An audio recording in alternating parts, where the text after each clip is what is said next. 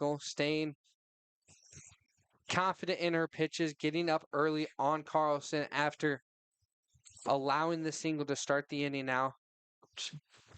That one's hit up into the air. And the center fielder and right fielder bump into each other. So lack of communication puts runners on the corner.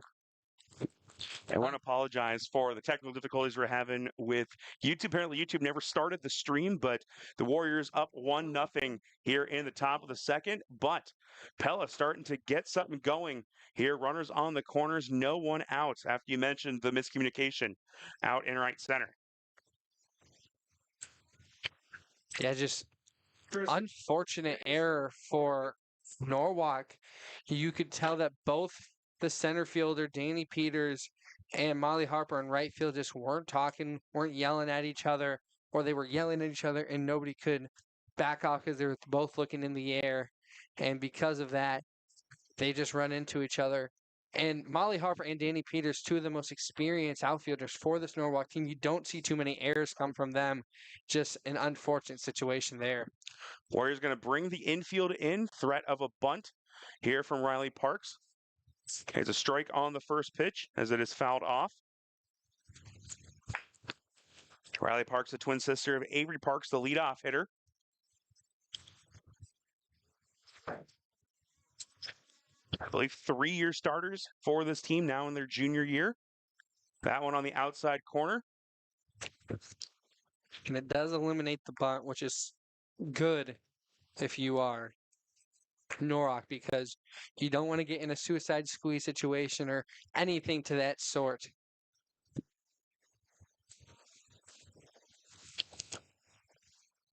That one just a bit low. Can't get the call. Makes it a 1-2 count. The courtesy runner over at first did end up snagging second. That is Ava Sanat, the 8th grader, playing up on the varsity level. A 1-2 count here to the third baseman. Ball comes in high for a 2-2 count. And to recap how the Warriors did get that run, they got a leadoff single that turned into a triple thanks to a misplay in left field. Next batter, Allie Williams, got a sac fly as this a swing and a miss. Third strikeout of the game for Hadley Michael. Comes in a big moment. 6, Braylon Van Zanti.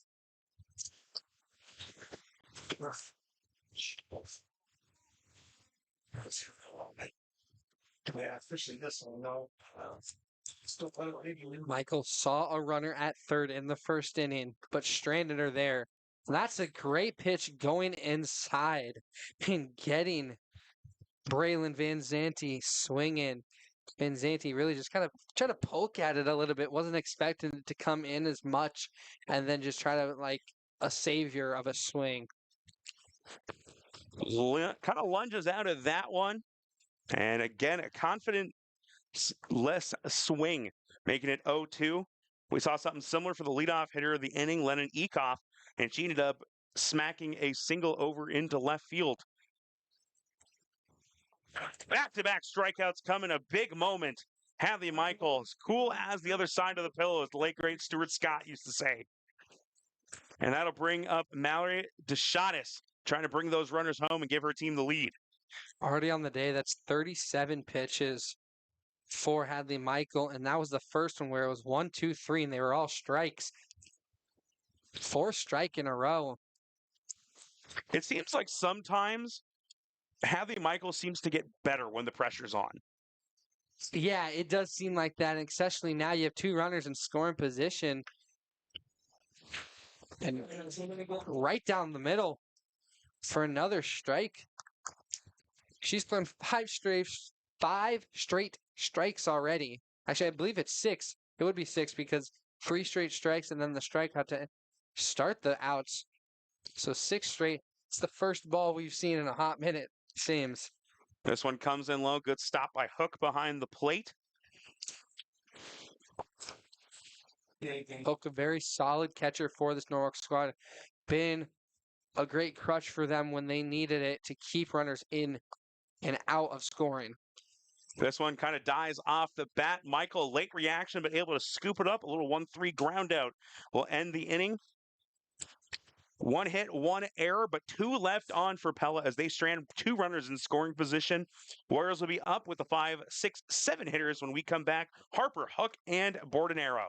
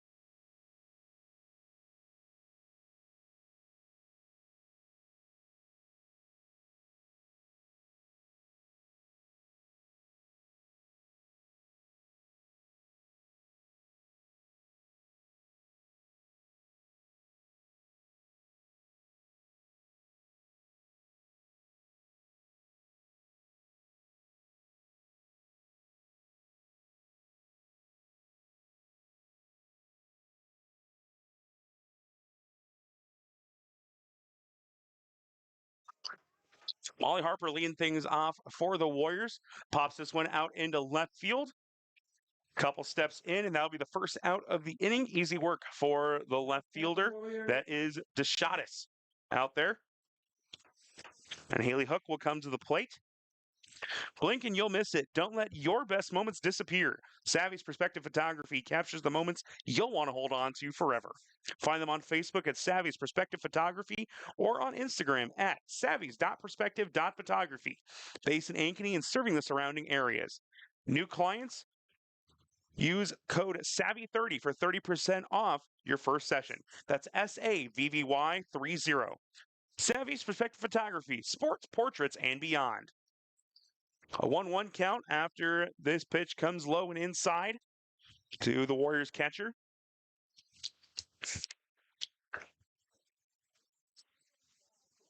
Bordenero waiting on deck.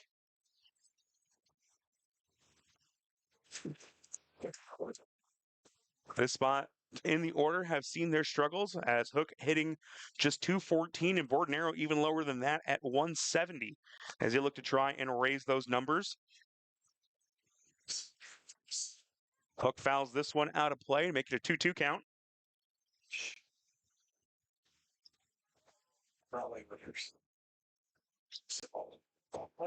Yeah, this is the part of the order where the players really liked it.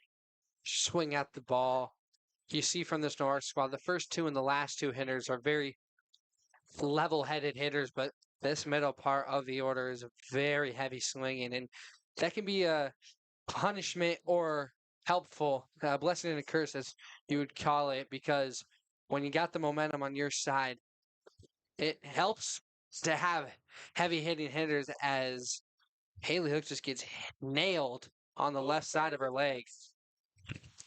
Hook will wear that one and move over to first. Fire. 14. As Hook, a little bit of a limp too, has started basically every game for the Warriors at catcher.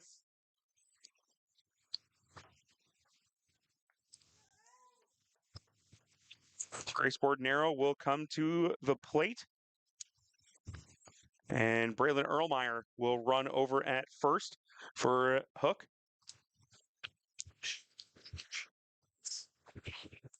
I think the toughest part, too, is that not only did she get hit by a pitch, but she got hit on ball 4.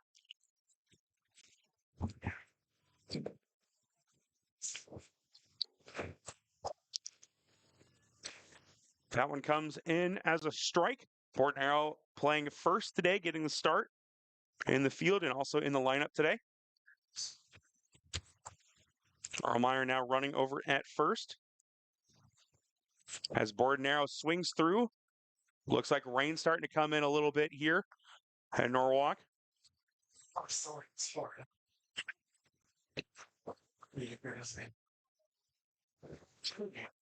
One out, one on. 0-2 count to the sophomore.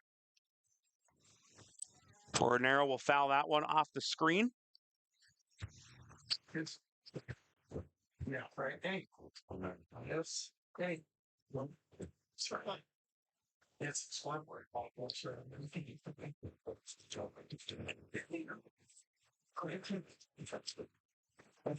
So line it up and do it again on another 0-2. Closing the window a little bit here to avoid the rain. Ball comes in.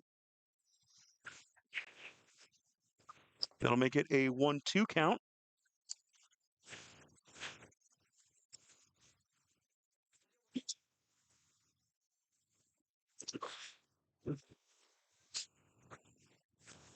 A 2-2 now after back-to-back balls.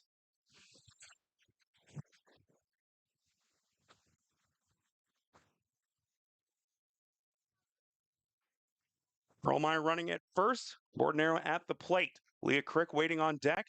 This one in the dirt. Throw down. It's a good throw, but Erlmeyer will slide in safely. Stolen base. Also runs the count full. Good patience shown by the first baseman.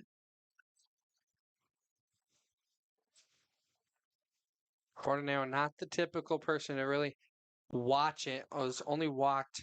I mean, she's walked quite a bit actually. She watches those. She's one of those hitters that will swing a lot, but also will watch a lot. So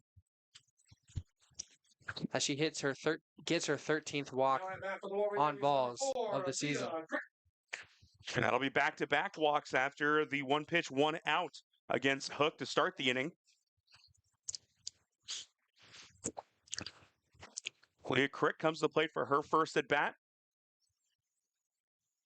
Takes a called ball, because that's now 5 straight balls that have been thrown by the pitcher. Exact opposite of what we saw from Hadley Michael in the top of this inning, where she threw 5 straight strikes. This one comes inside, gets away. And we've seen an erratic inning here from Take Rote Nice, as she also had the hit by pitch against Hook, and which was essentially a walk because it was ball 4 either way. And a 2-0 count now. Finally, a called strike. Started to rain on the first pitcher. She started pitching. He's a curveball pitcher, and it was like just heavy mist, and he couldn't hit a come out of it. Just right. Frick at the plate, 2 runners in scoring position now. Shows bunt. And that'll be the second hit batter of the inning.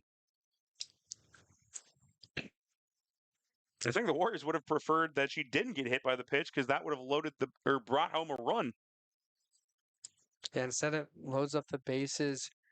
It's a fortunate position for Norwalk because you only have 1 out, not their typical 2 outs where they have to rally, and you have some leeway here. And bringing up now Alyssa down, and then the top of your order, your steady hitters right now.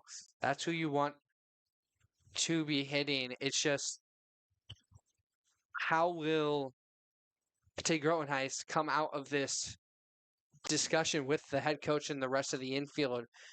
Can she settle down, or are these struggles just going to continue? And can Norwalk really bounce on those struggles and start to pull away from this game early? A 1-0 lead for the Warriors. Bases are juiced for the third baseman, Alyssa Down, hitting below 200 as well, just 190 on the season. 1 RBI, trying to add a couple more. This pitch comes in at the knees for a strike. The big thing here for Take Rotenhigh is just being able to focus on the batter. You know that there's nowhere to put her, and there's no way someone's stealing behind you. Down, gets this on the ground. Out at home, there will be no throw over to first. So they eliminate the lead runner, avoid the run coming in to score, and that will bring Peters. Down reaches first on the fielder's choice. And the bases remain loaded for the leadoff hitter.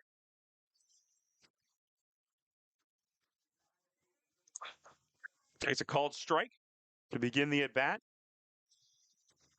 We saw Hadley Michael settle into a groove with runners at third and second, ripped off a couple of strikeouts and then a ground out. As this one goes up the middle, slow roller, throw over, no one able to make a play, and that will bring in the run, an RBI infield single as Bordenero comes home.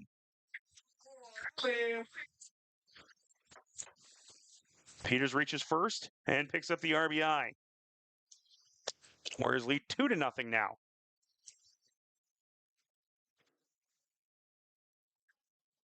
And that's going to be a while. Nope, it was a last second snag by Carlson to keep that runner at third. Good snag behind the plate to keep this a 2-0 game. Allie Williams, a shortstop at the plate, picked up the RBI back in the first with the sac fly.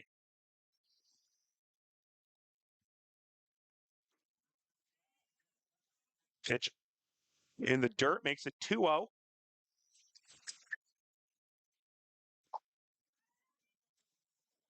Warriors up 2-0, trying to break this game open. Warriors with the bases loaded.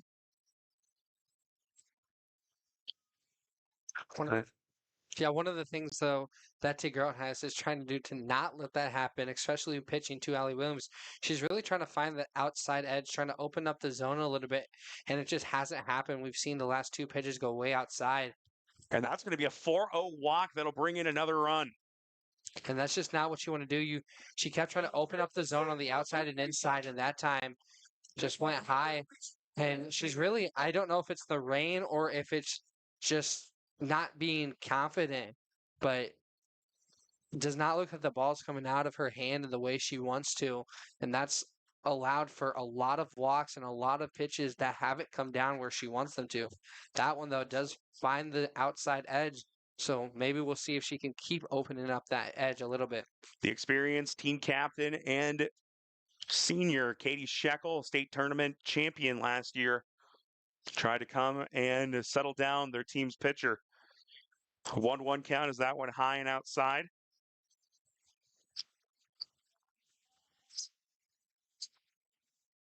Hey, Grotenheim is just a sophomore, so a lot of growing experiences this season in what has been a down year to begin the season. As Shekel trying to make the play on this one, she will, and that will finally end the inning. The Warriors plate 2 more runs and send us in to the top of the third, 1 in the first, 2 in the second, and the Warriors lead 3-0 when we come back.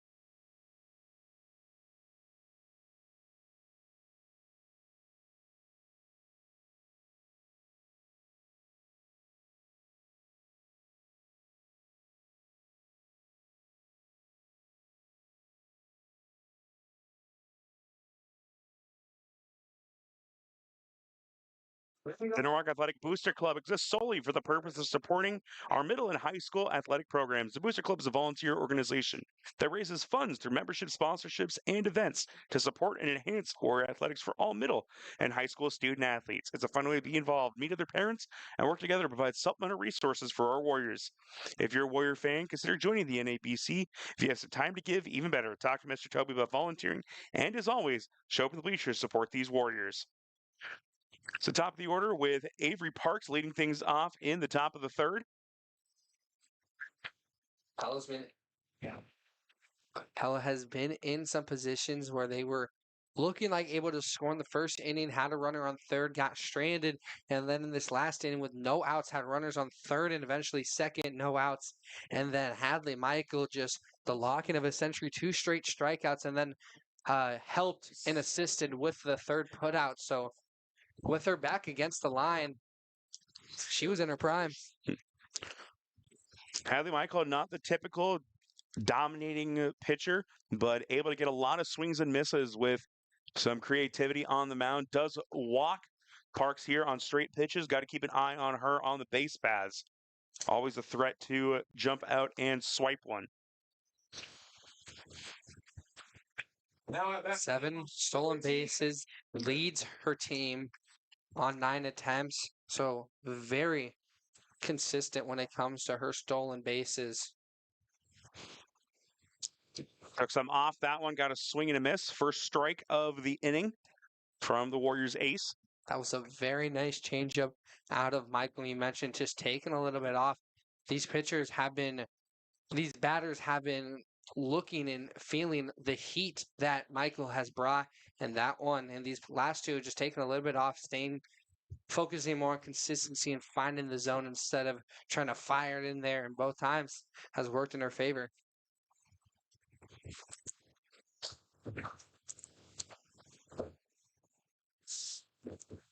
Michael on the 0-2.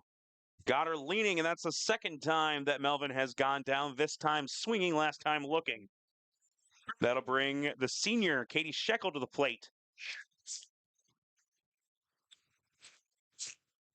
And we still have not seen a home run on this field, correct? Oh, was there one during the celebration game? That was baseball. Or no, there was not one for the Public Christians. We did that doubleheader. I don't think I've called for yet.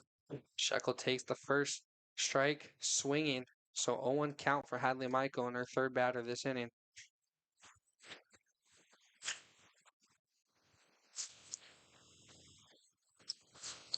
Oh, 1. This one ripped into left. Runner was going. And Parks may have been taken off for third, but lost her footing and will have to remain at second. Shekel, a good piece of hitting, able to send that in to left, has her second hit of the evening. That is one of the downsides of having a turf infield. When it comes to base running in the rain, it gets a little bit slick. Those pellets become like marbles as you're running on them. And just slip and slide right there on second base.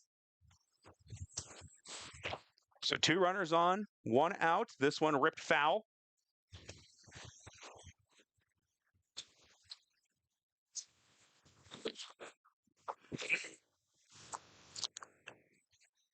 Maddie Keski, the first baseman at the plate. Another dangerous hitter who could tie this up with one swing of the bat. Yeah, Keski comes in with 7 home runs on the year. Still haven't seen one yet on these new Norwalk fields. You know, I wasn't going to mention that just because the broadcasters curse. So just know, if they hit one, you're spending the rest of the game in the rain. That's fine. Because I was going to mention actually, you know what? Never mind. We'll just leave it at that. After a first pitch strike, the second one in the dirt, getting to the backstop, allowing both runners to advance. So 2 runners in scoring position, 1-1 count, 1 out. This one fouled straight back, had the timing down, just got underneath it. Kessie struck out swinging her first time. One of 5 strikeout victims so far in the game for Hadley Michael, who's had a dominant showing here in her junior year. That she has, and now in a similar position as she saw herself in last inning, trying to get a similar result. This one lifted foul, as down unable to track it down in foul territory, so it will remain a 1-2 count. Figure it out.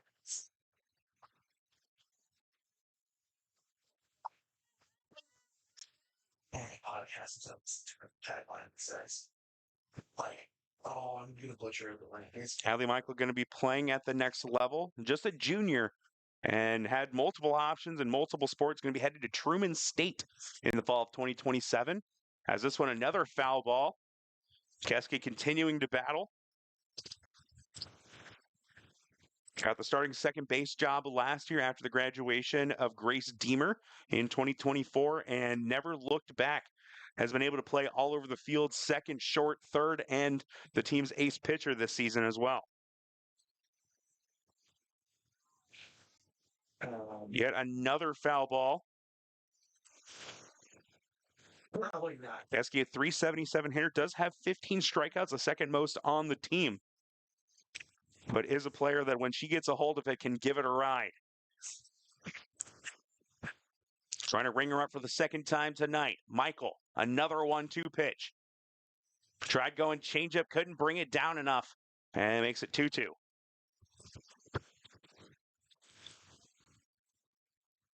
It does not feel like a 2-2 count now in this situation. 3 straight fouled off from Keski. The 2-2 from the Warriors, 2-2, another foul ball. As a kid, no, like,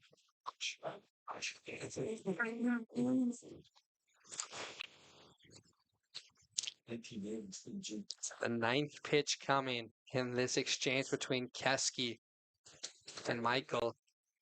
5 foul balls hit this one, makes it 6. As this one gets out of play into the stands, I think drilled someone right on the back. That one's going to leave a mark. Audience member down.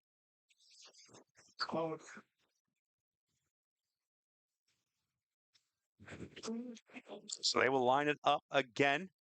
Keski doesn't even need a home run. A single might be enough to get Pella back within 1. Saw everything that they could offer. And a drop third strike, no throw down. So while it will be another strikeout, bases are loaded.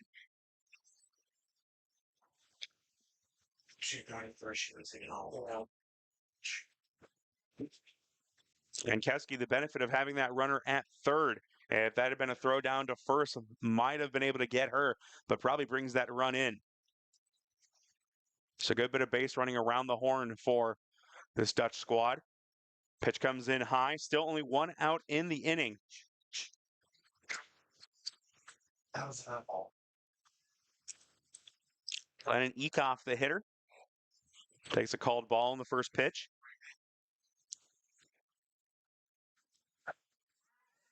Swings through this one, ties it up 1-1. Did you see the other?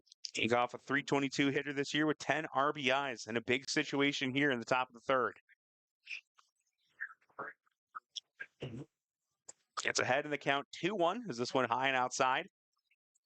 Now this is if you're Michael, you really got to settle in.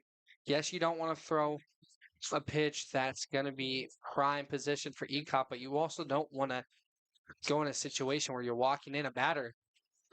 Throw over to first in time to get the out at first. Run does come in to score on the fielder's choice.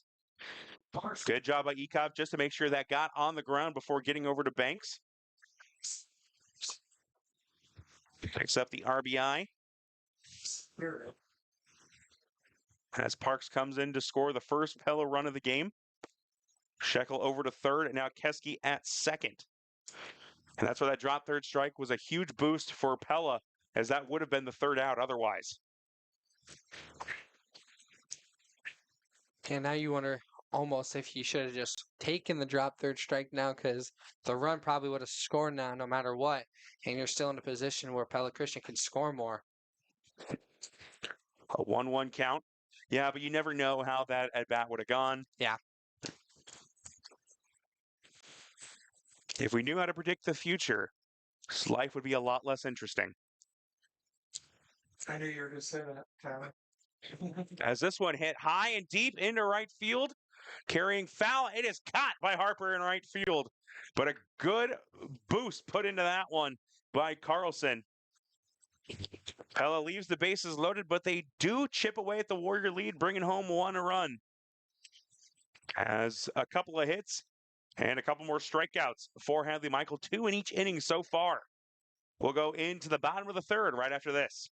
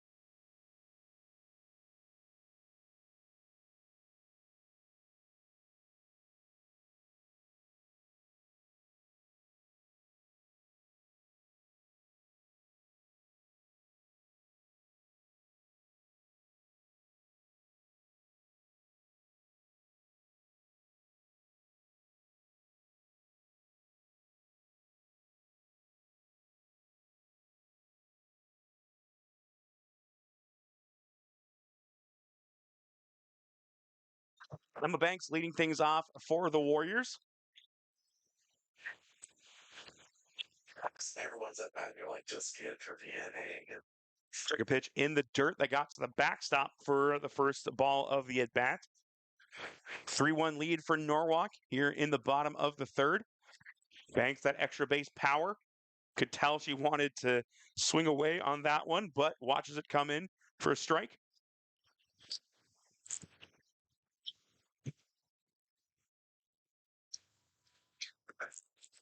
Banks watches that one. Comes in high and outside for ball two. A close pitch, but Pella can't get the call. The rain stopped now, so the ball won't be as slick, but we'll see how those. Goes off the third baseman, Parks, and foul. And that will be a fair ball for Emma Banks. She gets to first on the infield single. And that'll bring up Molly Harper. Leads the team with 6 doubles on the season. Would love an extra base hit here to put runners in scoring position, maybe even bring Banks home. And that's what Norwalk really would want in this situation. You let up a run. It was just a very hard fought battle by how they might go, but now you're on offense. Try to get that run back and plus more if you get fortunate.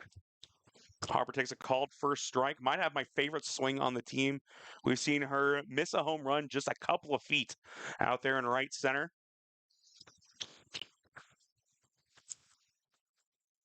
0-1 count, runner at first.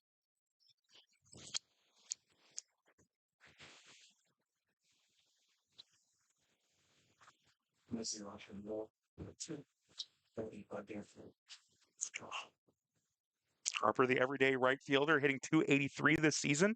Pops this one up. Parks calls off Shekel, moves back and makes the catch. Now I'm back for the Warriors, number 9, Haley. That'll bring up the catcher, Haley Hook. Keeps Banks over at first as well. Hook was hit by a pitch, had a limp going down the first baseline. Glad to see that she's all right. Came back to catch the top of the third. Calls time here. Ordinary waiting on deck. She's the one that kind of helped start that rally in the bottom of the second. Warriors plated 2 runs. This one hit into center. It's a dropper and will come in as a base hit. Banks moves over to second. Hook reaches for the second time today.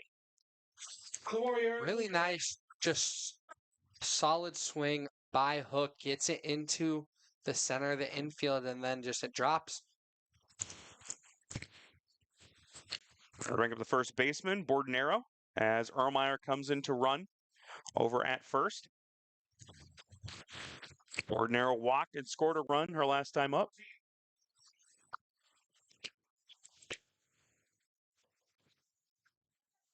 Hook first pitch swinging, singling up the middle.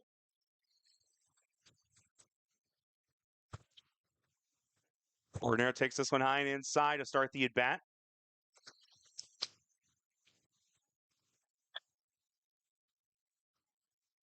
Two on, one out here for the Warriors in the bottom of the third. They've scored in each of the first 2 innings. Very young team for the Warriors this year. Obviously, you still have seniors and players like Danny Peters in the opening lineup, but a much younger squad than we've seen the last couple of seasons, as Peters the only senior starter for this year's team. That one catches the outside corner.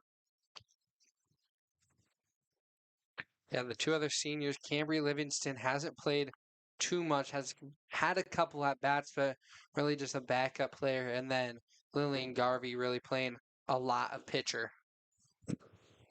Throw down to second, trying to keep Banks close.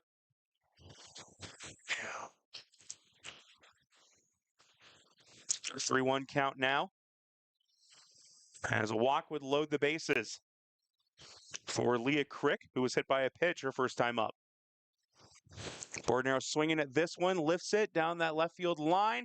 Shekel, a diving attempt, can't come up with it. Luckily for Pella, that one was foul. Otherwise, runners would have been on the run. Runs the count full, though, on the foul ball. But, we're just talking about a very young team. You look at the bottom of this lineup, Leah Crick, only a junior, and Hook, a junior, but Emma Banks, Molly Harper, Grace Bordenero, as what a snag over at third. Throw over to first, not in time, as a line out right to Parks. Makes up for that defensive misplay on the grounder by Banks. But Alyssa Down, also a sophomore. Allie Williams, only a sophomore. This is a very sophomore-heavy team, especially for some of these power hitters. As Crick will foul this one back. They'll have both of their top pitchers back next year in Crick and Michael. Both of whom have gotten a lot of playing time the last couple of years as members of those state tournament teams. So even if this is considered a little bit of a down year for Norwalk compared to the last 3 seasons, still poised for a very strong finish to this season and a very bright future moving forward. Yeah, I don't even think it would be like it's a development year in a way. Just you don't have the high senior class that we've seen even other sports at here in Norwalk. It's just with a younger group, you want to focus more on developing some of the skills so that you may not have as deep as a run as you want this year, but next year and the following years, watch out for the Warriors. A 1-2 count now. As this one on the ground over to second. Melvin will toss it to first, and that will do it. Warriors strand 2. After Banks let off with the single, she gets stranded at second. On the 4-3 ground out, that'll do things here in the third, top of the fourth. Coming up, it will be the bottom third of the order. Parks, Vinzanti, and DeShatis for Pella.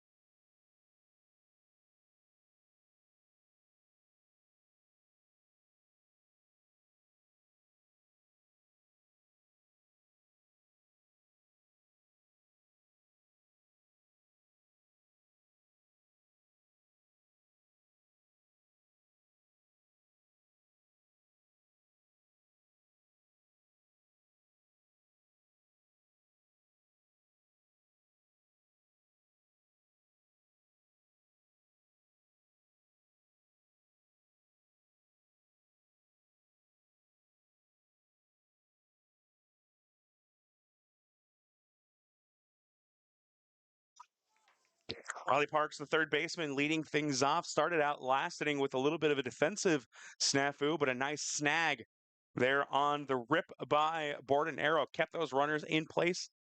Allowed Pella to get out of the inning with no runs allowed. A pitch that looked outside, brought back in. Good framing job by Hook to get that strike call. Now we've seen Michael really battle in a lot of these innings and really bringing a lot of the counts full through the first 3 innings at 67 pitches. Now 69 with 2 straight strikeouts. Parks and Vinzanti, the 2 leadoff hitters to begin this inning, both strikeout victims. Last time through the order, 6 strikeouts through 3 innings for Hadley Michael, who's been brilliant so far, even with getting in a couple of those situations. Hook tried to frame that one as well, but couldn't bring it back in enough to get the call. That was just one of those frames where if she got it, there would be some words thrown. It was a way outside pitch, but you love the try. Parks swinging on this one, fouls it back.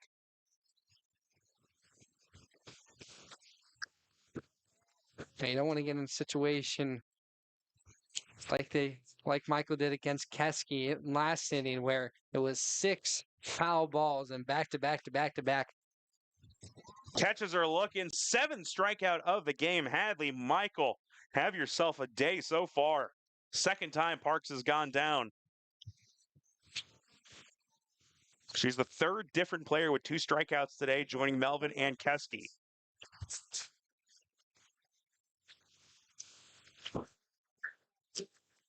See if she can rinse and repeat with Braylon Vanzanti. Swing on the first pitch comes up empty.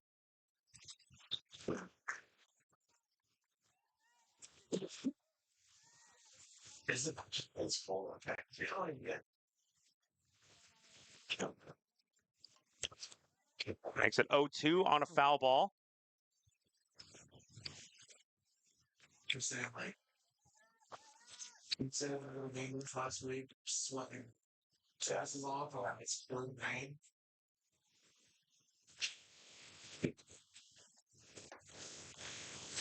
Thought she was going to ring her up there, but just kind of carries a little too far out of the zone. An eye there from Vinzanti, the right fielder. This one hit up and out of play.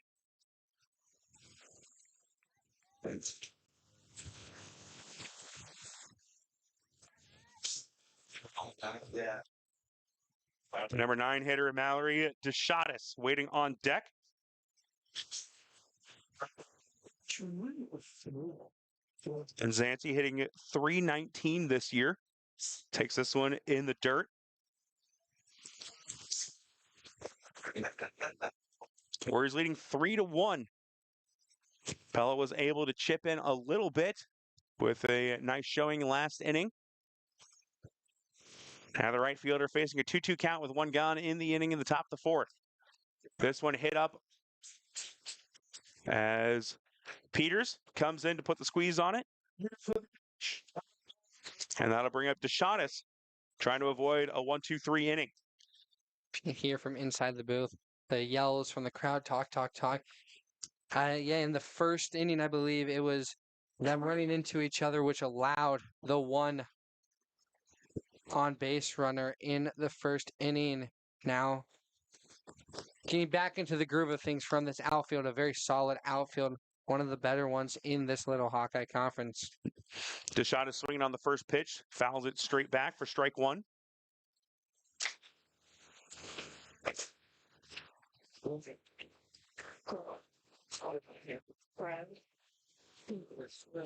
Time for a quick 1-2-3 inning.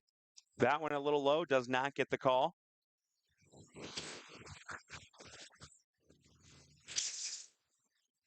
Warriors will have their 9-1-2 hitters due up in the bottom of the fourth, hopefully going in with a lead. Ball comes in high for a 2-1 now. Trying to mix up the location, going low to high the last two pitches.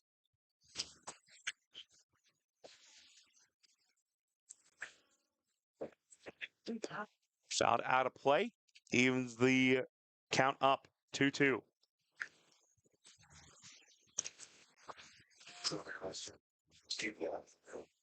Not going with my phone, no, right flat. Payoff pitch, trying to get out of the inning. Runs the count full instead. Hadley Michael came in today with 75 strikeouts in 64 innings, and she's been plugging along right at that type of efficiency. This one ripped over to down, up throwing, and that will do it here in the top of the fourth. Quick 1-2-3 innings sends the Warriors with a 3-1 lead into the bottom of the fourth inning. It's a fourth inning stretch here on Pardon My French Media. We'll be right back.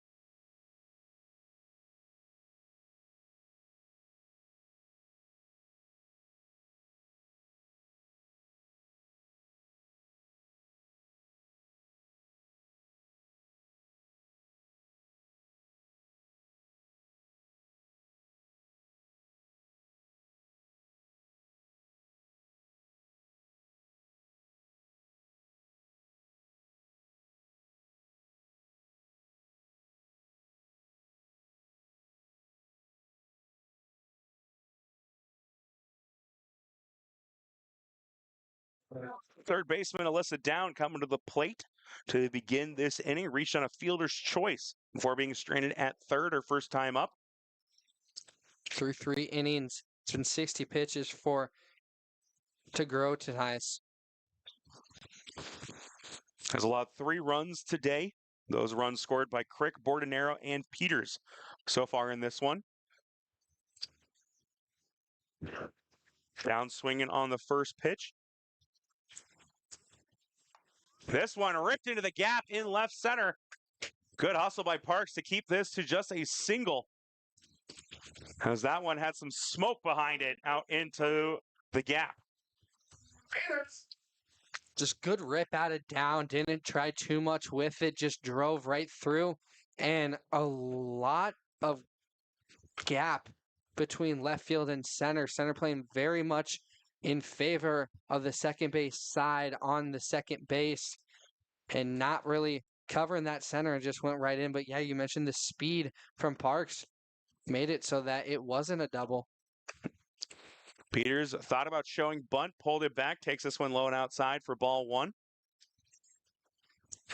Melvin, the second baseman, was kind of sliding a little bit closer on a little bit of a shift, so there is a big hole up the middle. This one high and inside. Great game for Danny Peters so far. 2 for 2 with an RBI and a run scored. If not for the pitching performance from Hadley Michael, might be the favorite for player of the game so far. But Michael absolutely dealing on the mound with 7 strikeouts through 4 innings. And a 3-0 count now to the leadoff hitter. It's a little harsh for the first warning. And Michael also backing up on her batting. We'll see at minimum the third batter, potentially the last one. Peters taking all the way on this pitch. Like, like that. Like we can sit on the track. Swinging at this one. Kind of lunged out a little bit, offering at it. Fouls it back. Good battle back here from DeGroat Heiss. So with this full count, it brings up the 68th pitch, 67 through. These 2 batters of that one will hit the backstop, but it would have been the ball 4 anyway, so none of the runners wanted to try anything. Third time Danny Peters has reached base, this time on a walk. Single, double, and a walk now for the center fielder. Down moves over to second. And the Warriors in business with their shortstop, Allie Williams, coming to plate. 2 on, nobody out. A sac fly and an RBI along with a walk so far, showing bunt. Parks had come charging in from third. Williams pulls it back and takes the ball outside.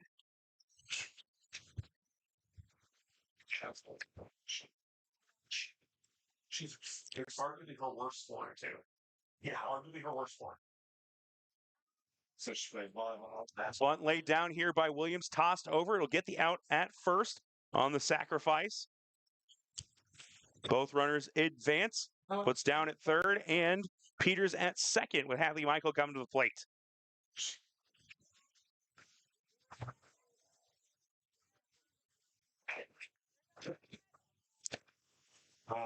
Multiple time 4A player of the year in volleyball, and was one of their best scorers in basketball the last 3 years. Does she not check? I think so. I know she plays at least 3 sports. Okay. First pitch from DeGroat Heiss went low and inside to Michael. So 2 in scoring position, a great position for Hadley Michael to help her cause as it's a pitcher-to-pitcher battle right now. 2-0, getting up early. Last time up for Michael, it was a fly out to the shortstop, but then did have a single in the first inning, but was eventually stranded at first. We'll see if this is a full pitching change or just a meeting on the mound. There is a pitcher warming up in the Pella bullpen, but has not made a move to come in. So this might just be the first meeting, trying to explain strategy. And if she can't execute, then we may see the change at pitcher. It looks like the player warming up is number 8, Lennon Ekoff, who is the designated player today.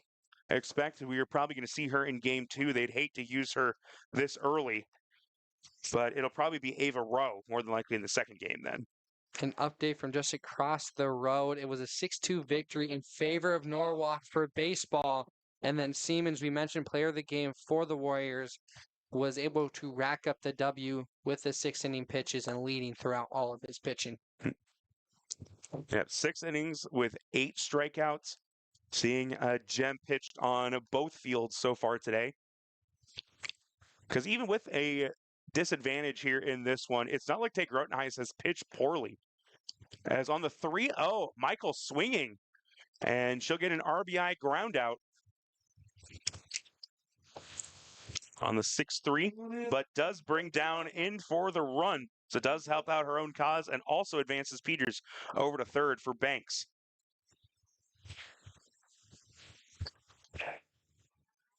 So a 1 for 3 days so far for Michael with 4 innings of 1-run ball on the mound as well. Banks takes this one outside. 1 for 2 on the day with a single. I'm not very good. Led off last inning with that single. Ended up being stranded at second. Banks lifts this one into right field. And that one will be an easy catch out there. But the Warriors pick up another run and take a 4-1 lead into the top of the 5th. 3 innings left here in game 1 of action between Pella and Norwalk.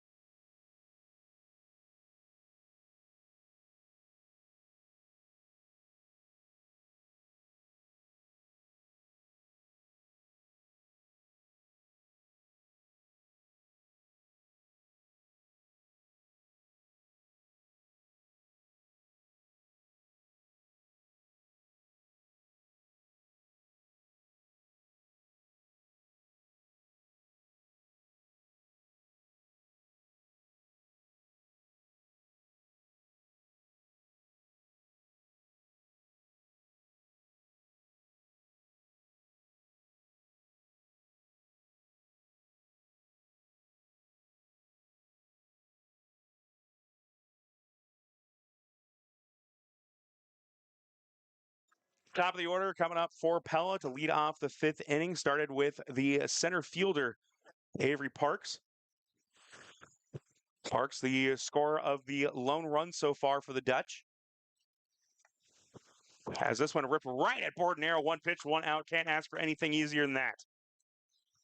Especially if you're Michael, even though the strain on a pitcher isn't as high in softball, you see pitchers going well into the hundreds multiple times. Through now 4 1/3 innings, Michael has thrown 85 pitches, as we will have a pinch hitter for Abby Melvin. Stella Ramey step into the plate. Melvin, 2 strikeouts to begin this game, so just trying to get a fresh look here at the plate. We'll see if Melvin does come out to play the bottom of the inning at second base. Ramey this year, not a lot of action. 13 plate appearances, 3 hits for 231 average. Goes after the first pitch.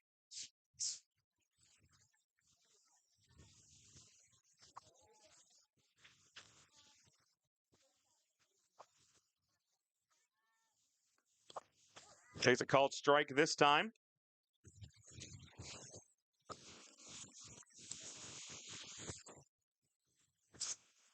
Looking for her 8th strikeout of the game. This number 2 spot has been victim twice today. This one will be fouled out. Good piece of protection there by Ramey, the freshman. Ramey has 3 hits on the year, just as a freshman, all of them being singles, and then does have 3 RBIs also. Very solid player, being their first really true varsity start. But just watch that just go by and low and inside. Great pitch from Michael to get it backwards K for the second out of this inning. Third backwards K of the game for the Warriors ace. And that is a hat trick for the number 2 spot. 2 backwards Ks and a forwards K. 2 for Melvin, now 1 for Ramey. As looking for back-to-back 1, 2, 3 innings. As Michael has kind of settled in a little bit here. Brings the dangerous Katie Shekel to the plate, though. Has 2 for 2 today with a single and a double. Arguably the best player on this team. Coming back from last year's state championship squad. Fouls this one out of play. Shekel, at least a 3-sport athlete. We were talking, couldn't remember if she was a member of the track team as well, but mentioned earlier, multiple-time 4A Player of the Year in volleyball, has led Pella to multiple state tournaments. Also a very capable basketball player, was one of the top scorers for the Dutch on the court the last couple seasons. And it's a 1-2 count now. Helped anchor this lineup along with Emma Ekoff last year, leading to that state championship run. Fouls this one off, keeps it 1-2.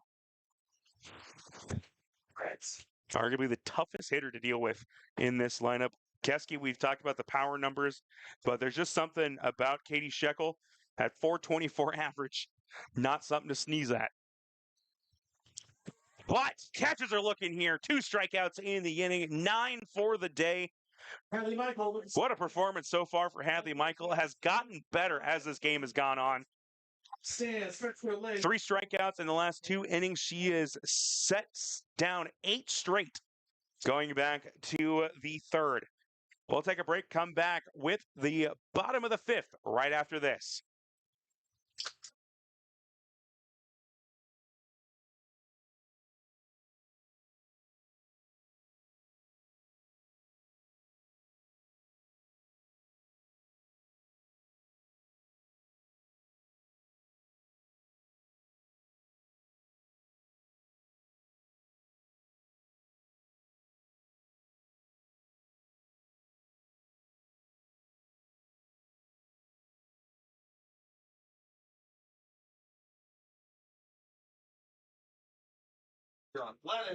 Blink and you'll miss it. Don't let your best moments disappear. Savvy's Perspective Photography captures the moments you'll want to hold on to forever. Find them on Facebook at Savvy's Perspective Photography or on Instagram at savvy's.perspective.photography. Based in Ankeny and serving the surrounding areas. New clients use code SAVVY30 for 30% off your first session. That's SAVVY30. Savvy's Perspective Photography, sports, portraits, and beyond. And the Norwalk Athletic Booster Club exists solely for the purpose of supporting our middle and high school athletic programs. The Booster Club is a volunteer organization that raises funds through memberships, sponsorships, and events to support and enhance Warrior athletics for all middle and high school student athletes. It's a fun way to be involved, meet other parents, and work together to provide supplemental resources for our Warriors. If you're a Warrior fan, consider joining the NABC. If you have some time to give, even better. Talk to Mr. Toe about volunteering, and as always, show up in the bleachers to support these Warriors. It's a 4-1 lead for Norwalk as we begin action in the bottom of the 5th. As Molly Harper comes to the plate. 0 for 2 on the day.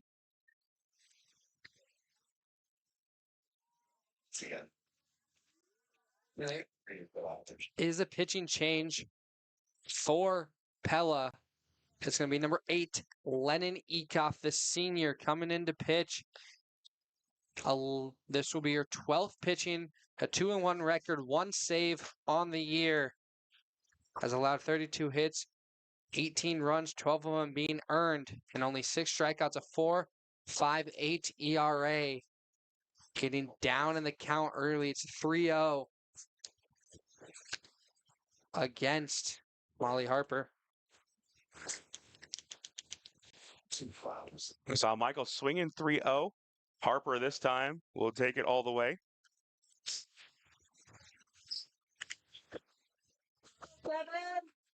Interesting. Okay. So a 3-1 count now to the sophomore right fielder. As Harper looking to reach base for the first time today. That one, a wild pitch, gets away, reaches the backstop, and Harper will advance on bases. Now at bat for Norwalk, number 9, Haley.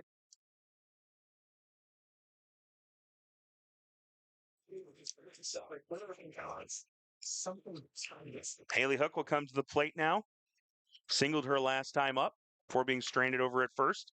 And the final stats for to grow to nice was 76 pitches through 4 innings, no strikeouts. It was 4 walks, 2 of them being off of balls, 2 hit pitchers, 4 runs allowed, and just a couple of hits also. Hook fouls this one off quickly behind 0-2 in the count. As Eekhoff trying to settle in after allowing the leadoff walk.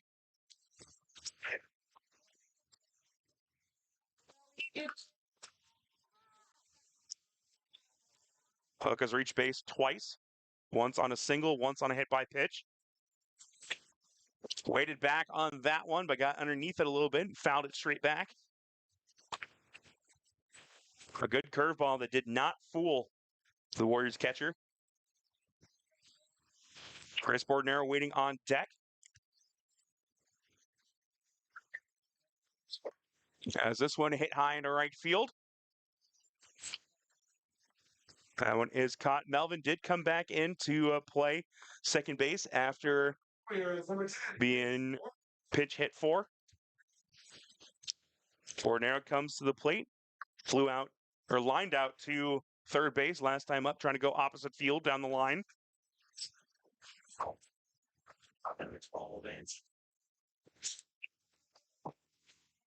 Bordnero, another multi-sport athlete for this squad. He's part of the state tournament girls basketball team as a sixth man this year. Got a lot of playing time this year as a sophomore. The sweet shooting lefty forward. A prototypical 3-and-D player for this squad. Could see her in the starting lineup next season after the graduation of 3 starters.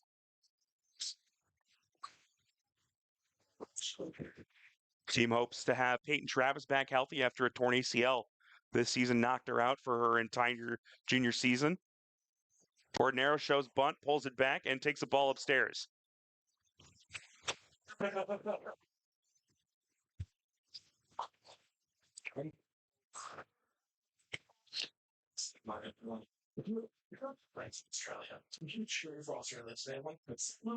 Bordnero showed bunt, pulled it back, and a little bit of a desperate swing there. Came up empty. Makes it a 2-2 count. 1 on, 1 out here in the bottom of the 5th inning. Warriors hanging on to a 4-1 lead. Pops this one up into a shallow left center. And Shekel moving back, puts the squeeze on it for the second out of the inning.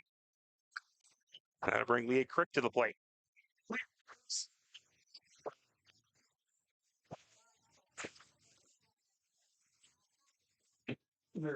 Crick walked and scored in the second inning and then ended the third with a 4-3 grounder.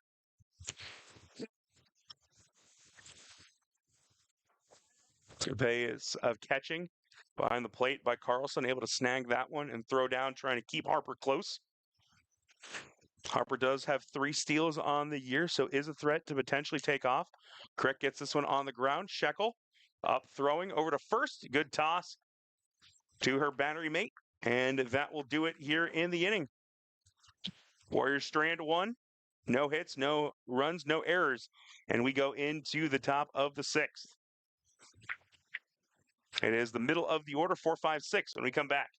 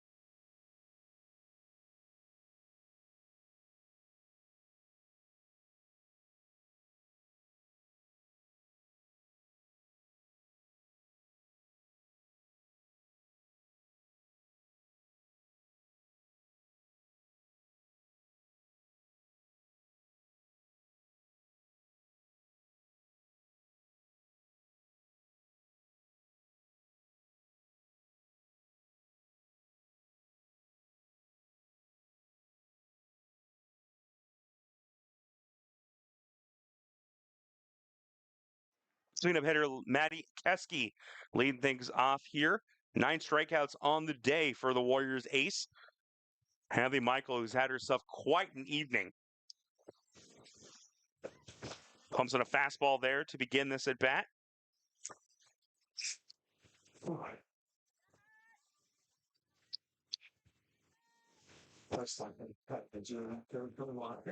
This one low and inside for ball 1 as the rain is picked up again here at the middle school. Okay, you mentioned the dominance from Michael. 8 strikeouts, 3 of them being caught looking. 4 of them, I should say. It was 2 in the second hitting spot. This one on the ground, throw over by Williams in time for the first out. Support Miro out at first. Back to Pella, number 8. And that'll bring up the pitcher who started today as a designated player, Lennon Ekoff. Ekoff singled and was stranded in the second inning and then flew out to shortstop in the third, and we haven't seen her since. Offered at that one, tried to check her swing. I was surprised I didn't call that immediately.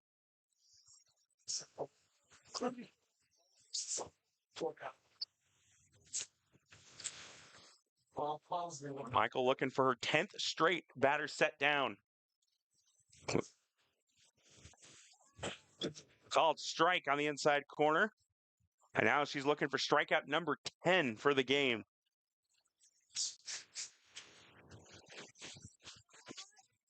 Because there was the drop third strike as well. Even though it's not an out? It still counts as a strikeout for her stats. This one fouled back as a good pitch. Ruined by Ekoff. Spoiled on that one. You learn something new every day, folks. You're 17. You're going to learn a lot of new stuff by the time you're my decrepit age. You're only 30. Let's Decrepit.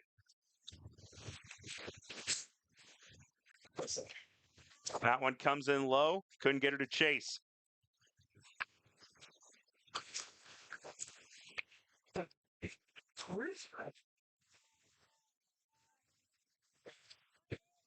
The catcher, Lucy Carlson, waiting on deck. What? Michael with 2 straight balls, evens the count up 2-2.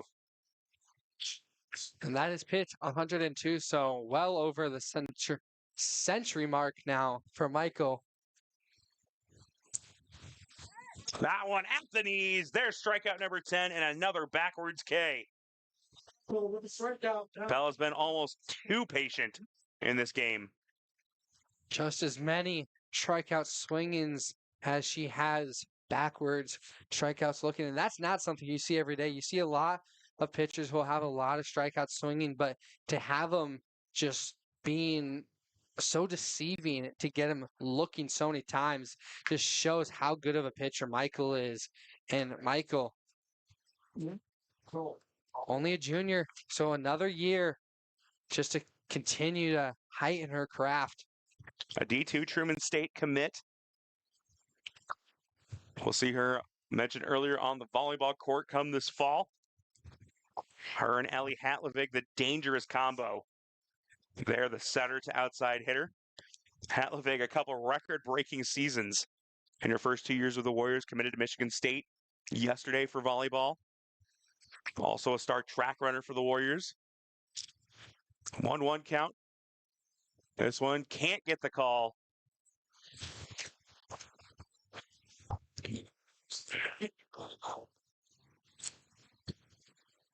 Looking for her 3rd straight 1-2-3 inning.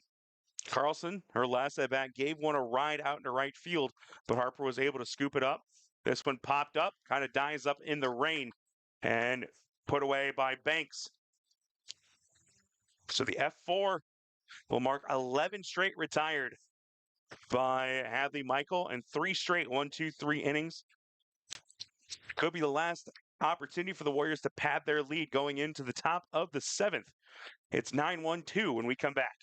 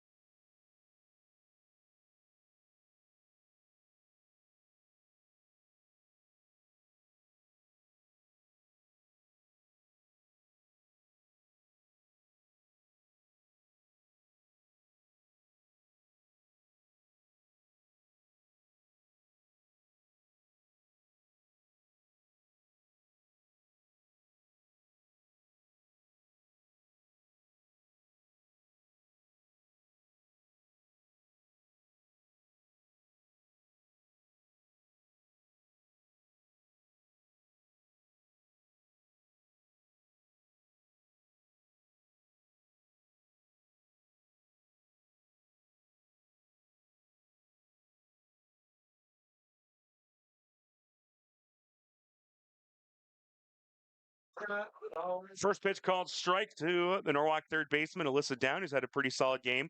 Reached on a fielder's choice first time up and singled and scored a run last time through the order.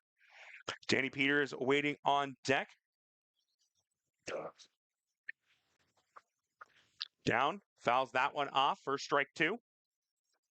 Quickly behind 0-2 in the count. Looking ahead to game two action. Would expect we're going to see Ava Rowe on the mound for the Dutch. Be interesting to see. Would expect to see Leah Crick, as this one does not stay fair. As Down is able to extend the at-bat.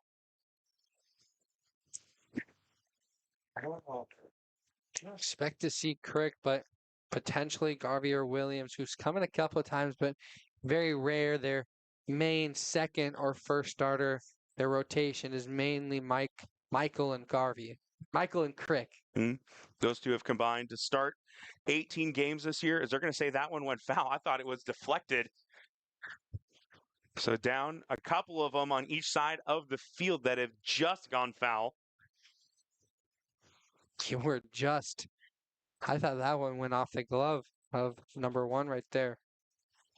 Riley Parks, the third baseman.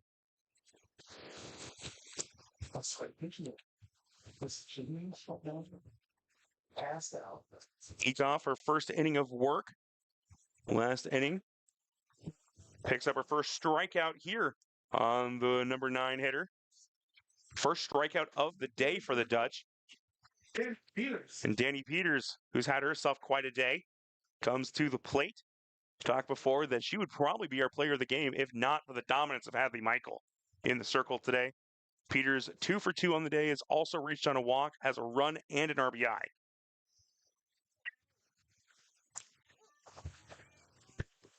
Led the game off with the triple into left field, scored the first run of the contest on the Williams sac fly. Takes a called first strike. That one comes in upstairs for ball one.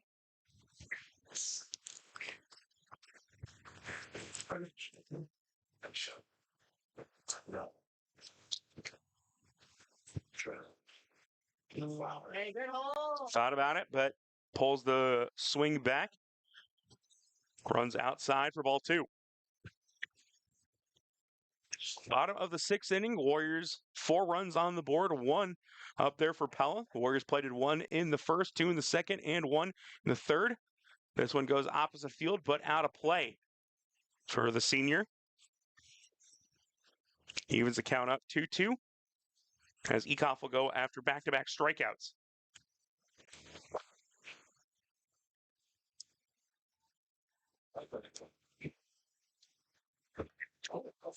Another one goes foul, getting closer and closer to that line.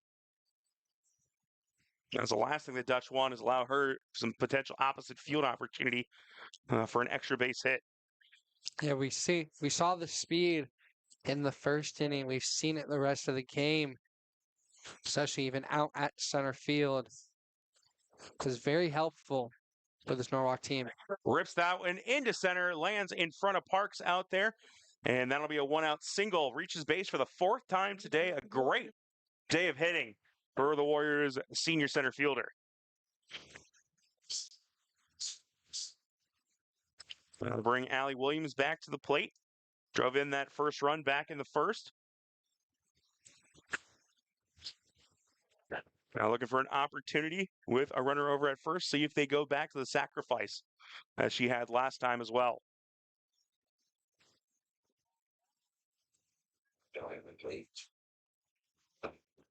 Does not show bunt. That one runs outside. Good snag by Carlson to keep Williams over at first. Just a bit outside on that one. It looks like it just barely stayed in the webbing of Carlson, the glove right there. And there's the speed from Peters, but the tag. Throw down by Carlson. Quick out of the glove and eliminates the runner. Just the 3rd time all season that Peters has been caught stealing. That was a strike on the pitch as well. Some catchy masterclass out of Carlson in this inning, barely stopping what would have been Peters' second free off of a wild pitch. Gets the snag and then the throwdown quick out of the jump from Carlson, and then the throwdown in great positioning from the shortstop, Katie Schweckel. Not a confident swing there from Williams. Fouls it back to stay alive. And all of a sudden, Down puts herself in a position for a 1-2-3 inning. Trying to keep Michael and Banks from reaching the plate. Potentially one last time. Williams, a 306 hitter on the year. This one popped up, and Melvin moves back a couple steps, puts it away. So the single by Peters is erased on the throwdown from Carlson, and that takes us into Pella's last opportunity. They have 3 outs to score 3 runs and try and extend this game. We'll take a short break and be right back.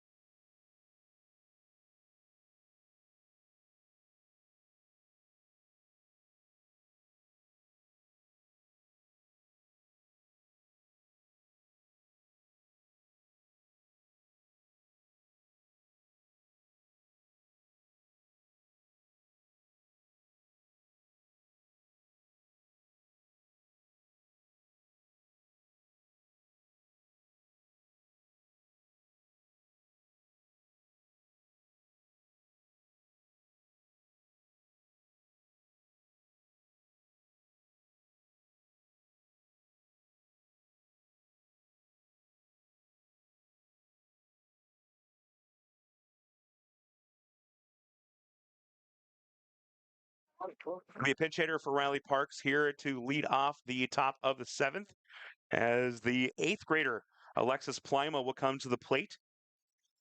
Just 1 at bat so far this season for her, but does have a hit.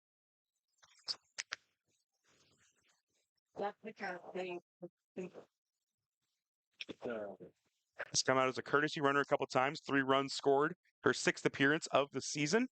And Hadley Michael back out on the mound. First pitch swinging from Plima comes up empty. Has 10 strikeouts now. And a very just solid outing for Michael. 108 pitches. But it does not look like that from her. Still firing away that one just a little bit inside, but been very confident throughout this. Michael been in a couple of positions where had her back against the wall, but has really fought and only allowed that one run to score. But it was when bases were loaded, and it had multiple instances where bases were loaded, but still only allowed 1 run and played and pitched very well. Has stranded a number of runners today. Now ahead 1-2 to the future freshman, Plima.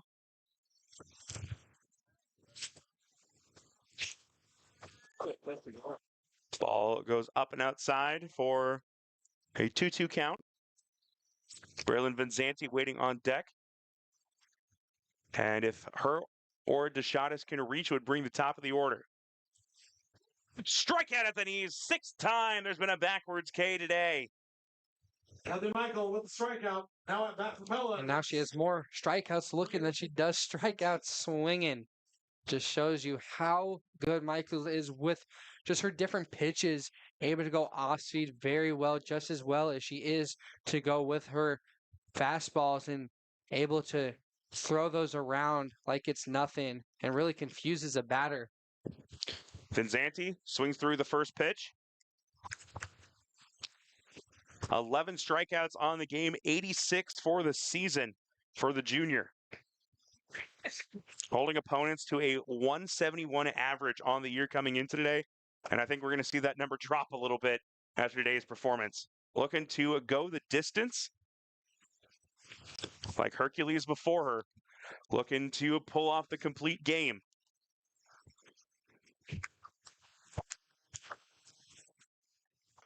This one on the ground over to Williams. Up firing. That's out number 2. Williams Bordero on the course. At bat for Pella, number 3, Pellery and Sheets. And DeShanis, the last hope for Pella in game 1.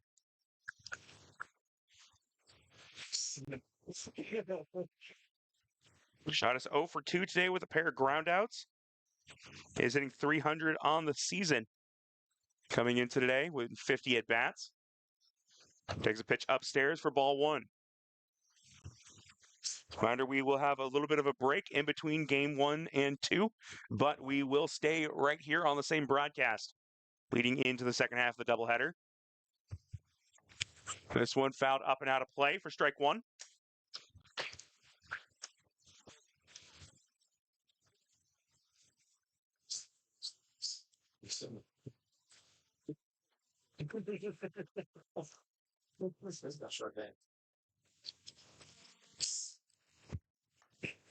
This one popped up. Banks and cannot put the squeeze on it. So Pella lives to fight at least one more at bat. Ends a streak of 14 straight put down in order.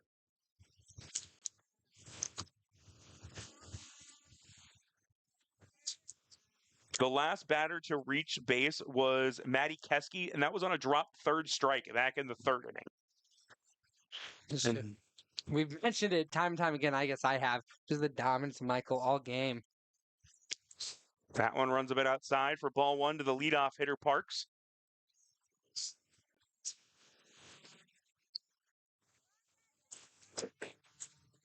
Parks has reached once on a walk. Outside of that, a ground out and a line out so far in this game. This one put on the ground, a beautiful bunt, no play. And a base running gaff there is going to lead to the third out of the inning and the final out of the game. Finals for Norwalk. A disastrous play there as it was an infield single by Parks. And DeShanis just kept running, heading to third and thrown out. A complete game win for Hadley Michael. Just 1 run allowed, 11 strikeouts for her. What a performance in the circle for the junior in this one. Yeah, that will bring us to our Savvy's Perspective Photography Player of the Game. And of course, it's going to go to Hadley Michael, the pitcher. 120 pitches thrown through 7 innings. A complete game for her. We mentioned the 11 strikeouts, 6 of them being looking, 5 swinging. It was only 1 run allowed.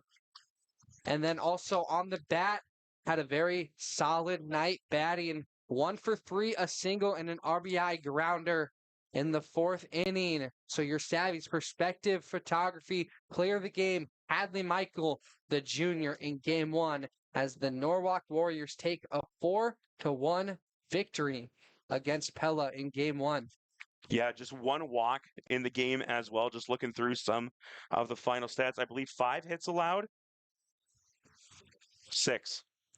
Because Parks had 1, Shekel had 2, Ekoff had 1, Carlson had 1, and DeShanis had 1. So yeah, 6 hits allowed, 11 strikeouts, just 1 walk, 1 run allowed. What a performance for the junior. Moves to 7-3 on the season. Drops that ERA even lower after a dominant performance from her. We'll take a break in between games. Be back with the start of game number 2. We expect it to be Leah Crick versus Ava Rowe in the circle as these two teams play the bully game. They've split this 2 matchups this season and looking to see who can gain that season advantage. Stick with us through the break and we'll be back with game number 2 coming up in a little bit. You're watching Norwalk Softball here on Pardon My French Media, the Warriors live stream network.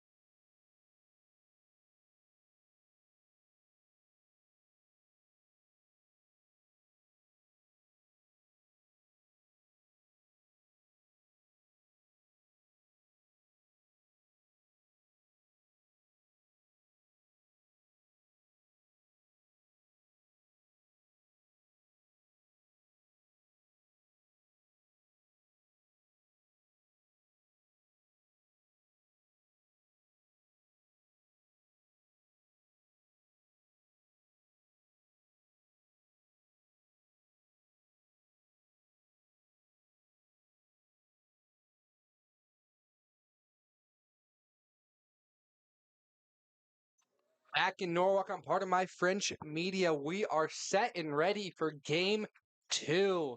In game 1, Norwalk got the better of Pella in a 4-1 victory. Now in game 2, it's a little bit of a different lineup. The pitcher for Norwalk to lead things off, Leah Crick, coming into this one, 2-7 on the year, 8 games started, an ERA of 4.58, looking to lower that by the end of tonight. Yeah, and Crick, that those numbers are a little misleading. She's been a very, very talented pitcher for this team for several years now. Was that number 2 pitcher on last year's state tournament team. Saw time as a reliever as well as a freshman 2 years ago. And has just been getting more and more confidence. Just with the growth of Hadley Michael as a pitcher this year, she's kind of stayed in that number 2 spot this year, but is also still a reliable arm for this team. First pitch going down low for a ball 1. So 1-0 count from Crick against Avery Parks. Led off, pardon me, in game 1 for Pella. Couldn't do all too much. Did a little bit to help out their team's cause. But now fouled that one away to the left side. So 1-1 count. Yeah, Parks in game 1. It did reach base twice, going 1 for 3 overall with a run scored on a walk. Try to lay down a bunt, a running bunt as that, but fouled that one behind her. So 1-2 count for Parks. Parks very much that kind of prototypical slap hitter. Tries to get the ball on the ground, leg out. Ball's on the infield with that speed. Coach Mayhew asking for conversation with the umpire, trying to argue the case that she did not go or offer at that. I thought it tipped off the bat. So maybe a different conversation. No. Warriors going with a much different defense here in game 1 with Crick in the circle, moving Michael over to short. Allie Williams going to second. Banks not getting the start here in game 2. And then Lillian Garvey starting this game out in left field. So 1-2 count now to Parks. The unload. Just a little bit too low on that one. So 2-2 count, tying it up.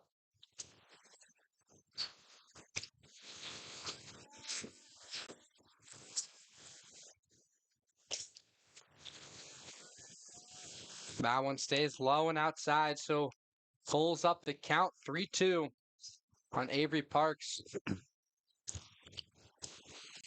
The umpire having a little bit of a chat with Haley Hook, the catcher for Norwalk.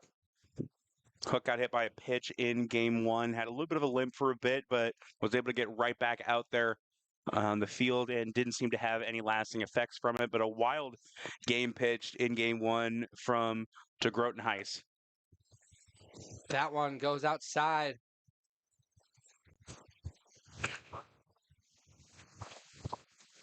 I believe that's 4.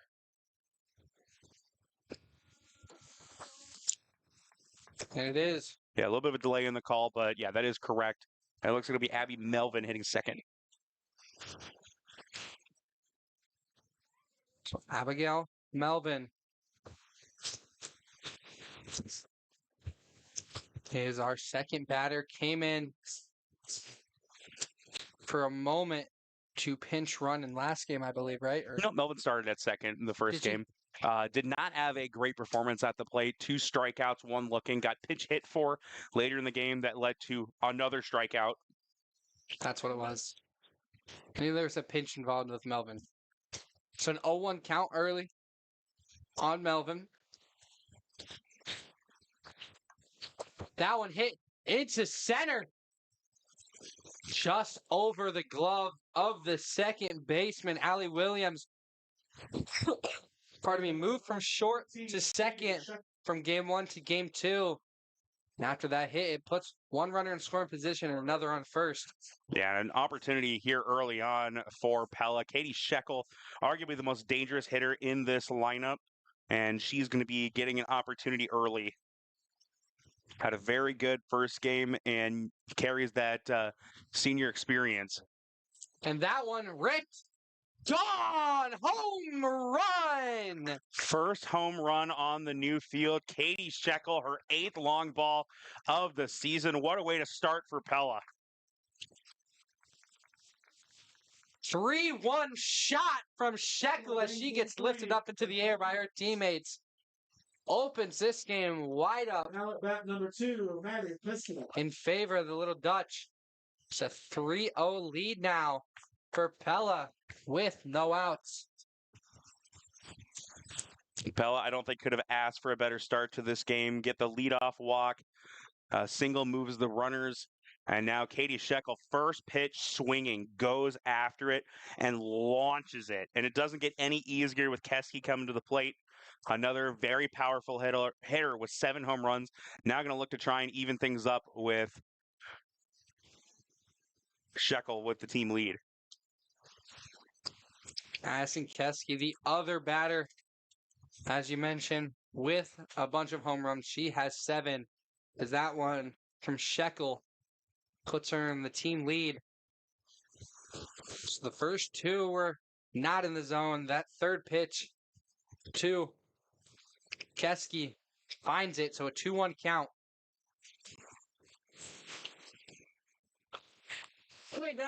Keski tips that one into the turf, so a 2-2 tying it up.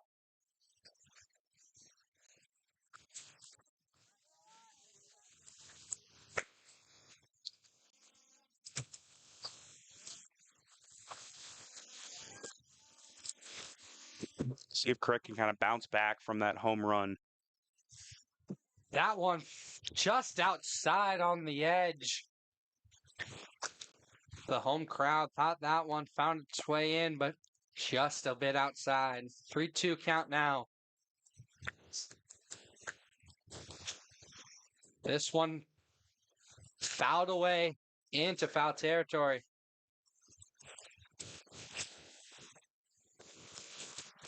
Trying to make Crick work here early in this game. They took her full count now for the second time in the first 4 batters, and now we're seeing Keski. A strong approach from her consistently this year. There's a reason she's hitting 377 even with that elevated strikeout number. Just one of those hitters that can put the bat on the ball very well, but also prone to a strikeout here or there. Full count unwinds, and another foul ball. Same side going down third base line. I can't keep it in. The 8th pitch coming to Keski now, and her first meeting against Crick in this game too. A wind-up pitch stays outside, so the second walk for Crick as Keski will get a free bag. Yeah, rough start here for Leah Crick.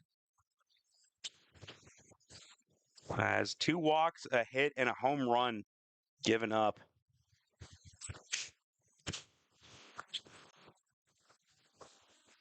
So Ekoff now takes strike number 1 down the middle.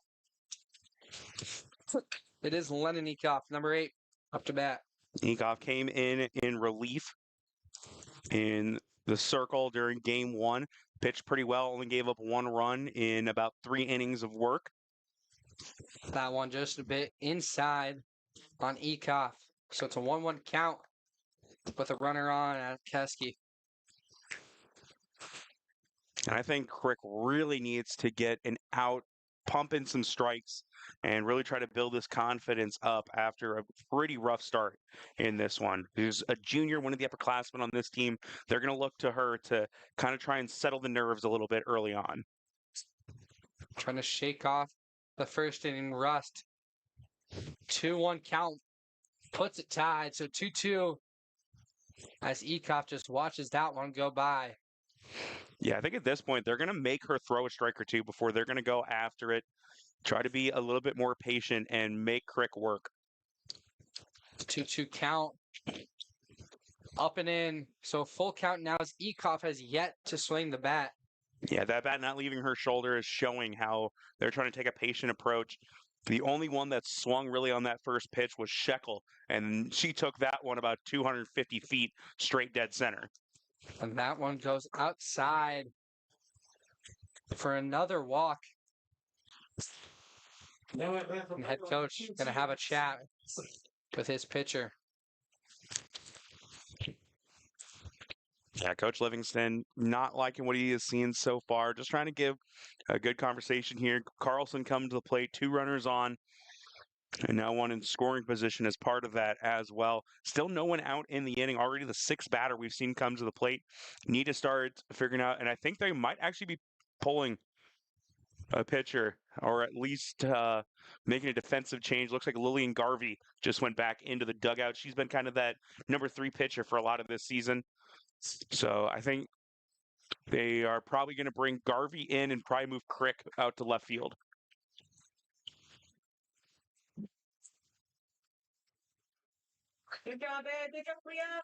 And that is what it's going to be. Garvey coming in now to relieve Crick, who just had a really rough start to the game.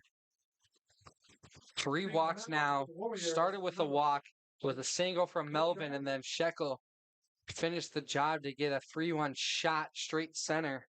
And then Keski and Ekoff were walked by Crick, and that ended her short night. And there still is always the option of potentially bringing her back into the game later on, which we've seen Norwalk do in the past.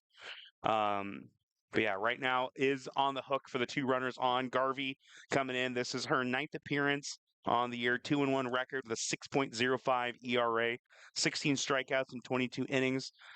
And just going to try and have to hold down the fort after a very strong start offensively for this Dutch team. Now Lucy Carlson coming to the plate has a good left-handed swing. So we'll see what the approach is with her. I believe it is Riley Parks on deck. Yeah, Pella has already tripled their night score. Only scored 1 in game 1, now with 3. Just looking a bit more confident is Pella, and kind of they've hammered out those mistakes.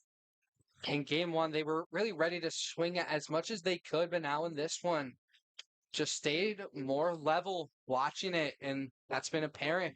3 walks already, and then your star, Shekel, sending it. So now Carlson will come up to bat for her first time tonight in game 2. Garvey's first pitch tips off her glove. It's going to be a dead ball. They're going to call runner's interference, so batter will be out at second. That's Ekoff going to get called out. And it's going to be Allie Williams struggling to get up a little bit, and she's in some pain. We're going to take a quick break.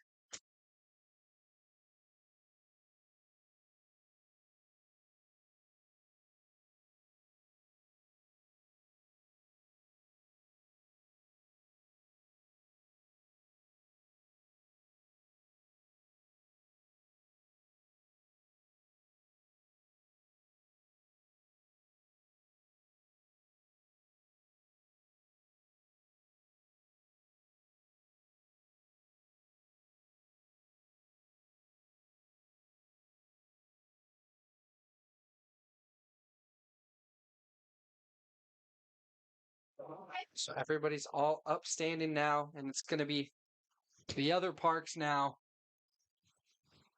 I believe, to bat. It is number 7, Avery Parks. And it looks like they moved Keski back to second base. So we're in our first Sanat. And it'll be Ava Sanat, courtesy runner, the 8th grader, running over at first base for Carlson. So it's still an out, but they did, yep, as you mentioned, move Keski back. Yeah, I think because they called the dead ball that the runner, everyone's safe outside of the 1 interference, but no advancement happens. So still a runner in scoring position, but now with the interference, instead of being 90 feet away, it's about 180 at second. And then it is Lucy Carlson at first.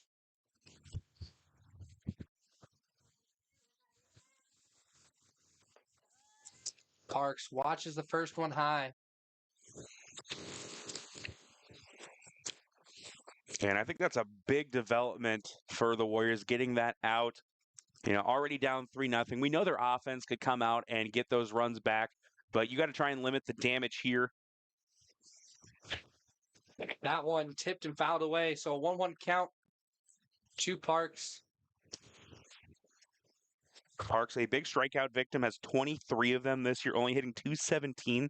So this would be a great opportunity for Garvey to kind of establish herself a little bit since coming in relief. A nice off-speed pitch there to get her swinging. Swing and a miss. Strike two. 1-2 count now on Riley Parks. Guys, I'm on my floor and do that. Garvey trying to get this out number 2. And it hits off the top of the helmet of Riley Parks.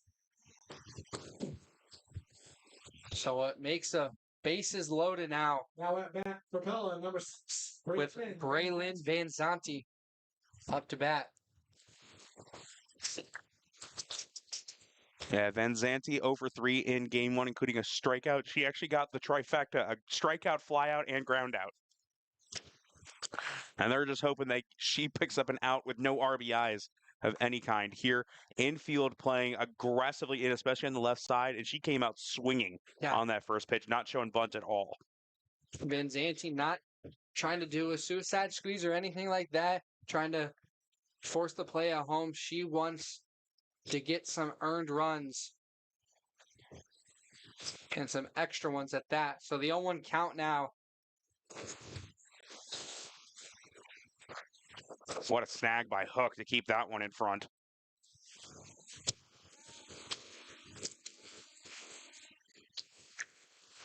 Hook saves it from going away and scoring another run. 1-1 count. We talked about it before that right now Crick is on the hook for the runner at third.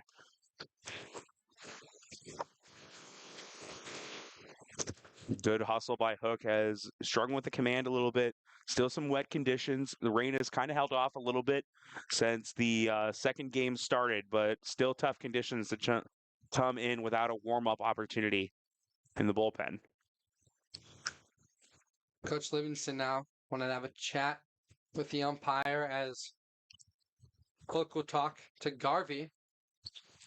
Yeah, it's a 2-1 count, 1 out, and this is just not how the Warriors want to start this game. 3-0 is the score, as only Pella has now batted. Call. They're saying just take the ball, and they're saying showing the ball. Far enough out.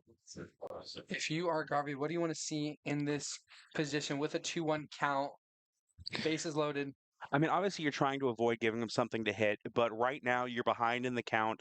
You have one pitch to waste potentially, but you also don't want to avoid the hitter's count. I'm trying to go after something low in the zone, trying to get something on the ground. My infield playing in Vanzanti, not necessarily a big power hitter this year. If you're playing the average, strong chance that she keeps it on the infield. Does have a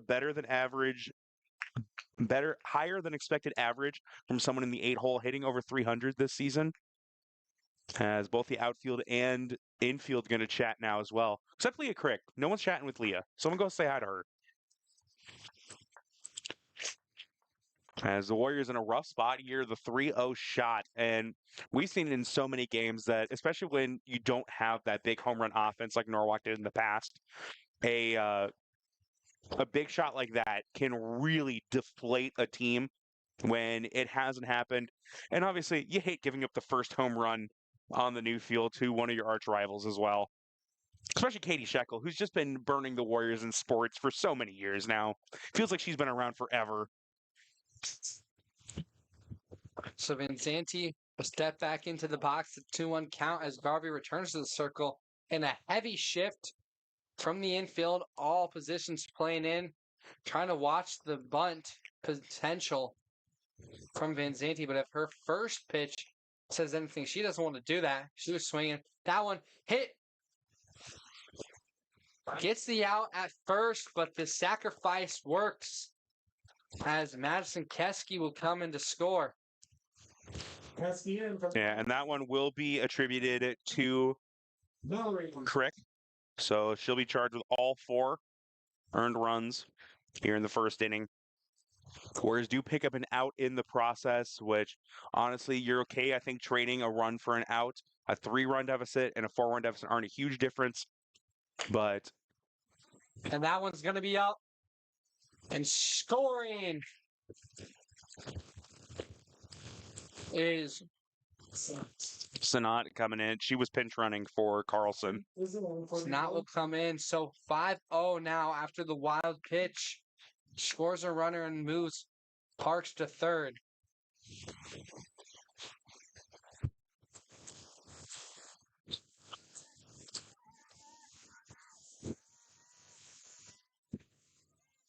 So the 1-0 count now after that high pitch hit on. Mallory gets a single and scores the run, so an RBI for her. Yeah, Deshadas coming in as that number 9 hitter, gets this team all the way through the order.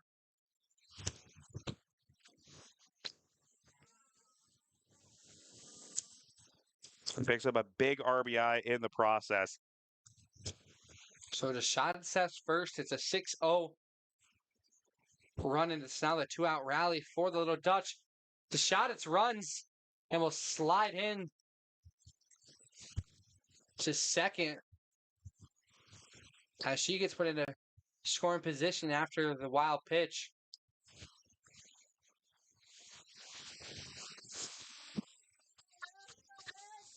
So Parks back up. This one, Avery Parks. The leadoff batter for Pella. Coming back up with a 6-0 lead. That one goes high, so 2-0 count on Parks.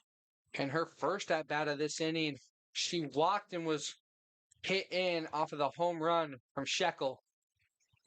Darby trying to just end the bleeding now. Hit on by Parks, locked up and caught by the left fielder Leah Crick. So the bleeding stops there, but it's going to be Norwalk trying to get back into this one. Heavy deficit off the Shekel home run and hard hitting from the bottom of the order. It's a 6-0 lead in favor of Pella. Now for the bottom of the first, Norwalk trying to get things going on the bat side.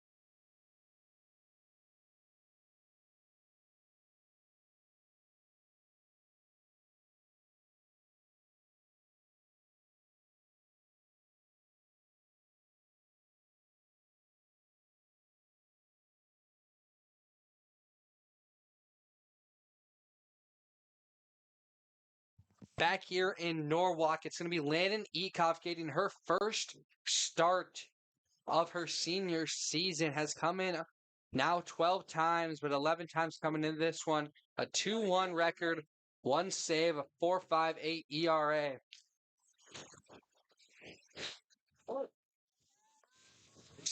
Called a strike, so 1-1 count now. Off of the leadoff batter, Danny Peters led off in game one. And had it not been for the star pitching from Hadley Michael, very well could have got player of the game. She starts things off hot for Norwalk. And that one, just overthrow from the right fielder. Braylon Vinzanti just overthrew the first baseman, Madison Keski, but thankfully it was the catcher, Lucy Carlson, right there to back it up to keep Peters on first. So third pitch single for Peters as Williams will now come up to bat, the second baseman. And she starts off swinging. Great start, the Warriors. They did not lose any confidence even after giving up 6 runs in the top of the first. 3 pitches, 2 hits, and they're possibly getting something started here. Hadley Michael, who's been red hot lately, needs to really help out her offense with a big opportunity early in this game. So it's Michael now, Hadley Michael, the now shortstop, pitched in game 1. Coming up to the plate. A good snag out of Carlson as that one was lofted higher and higher. Hot out of the air. It's a 1-0 count now to Hadley Michael.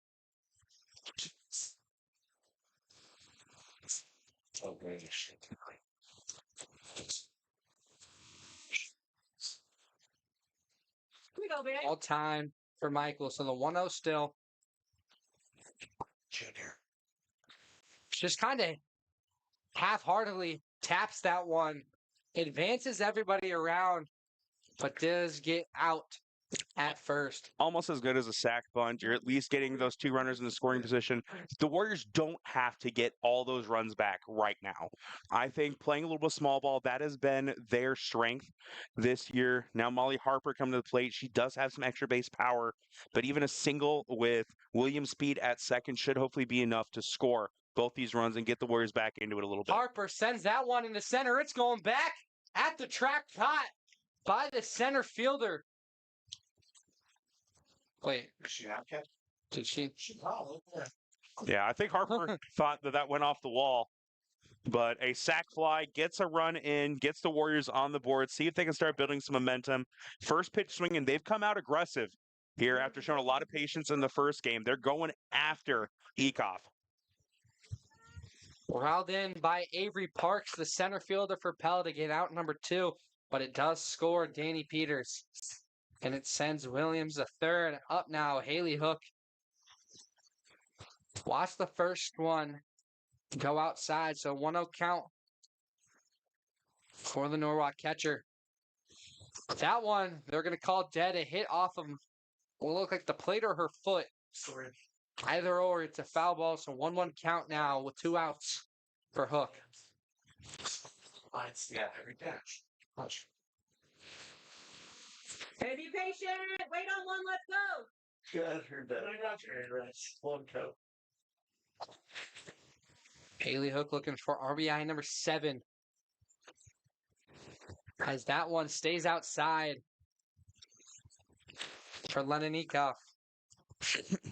So good. Kids. Ready, babe. Bad.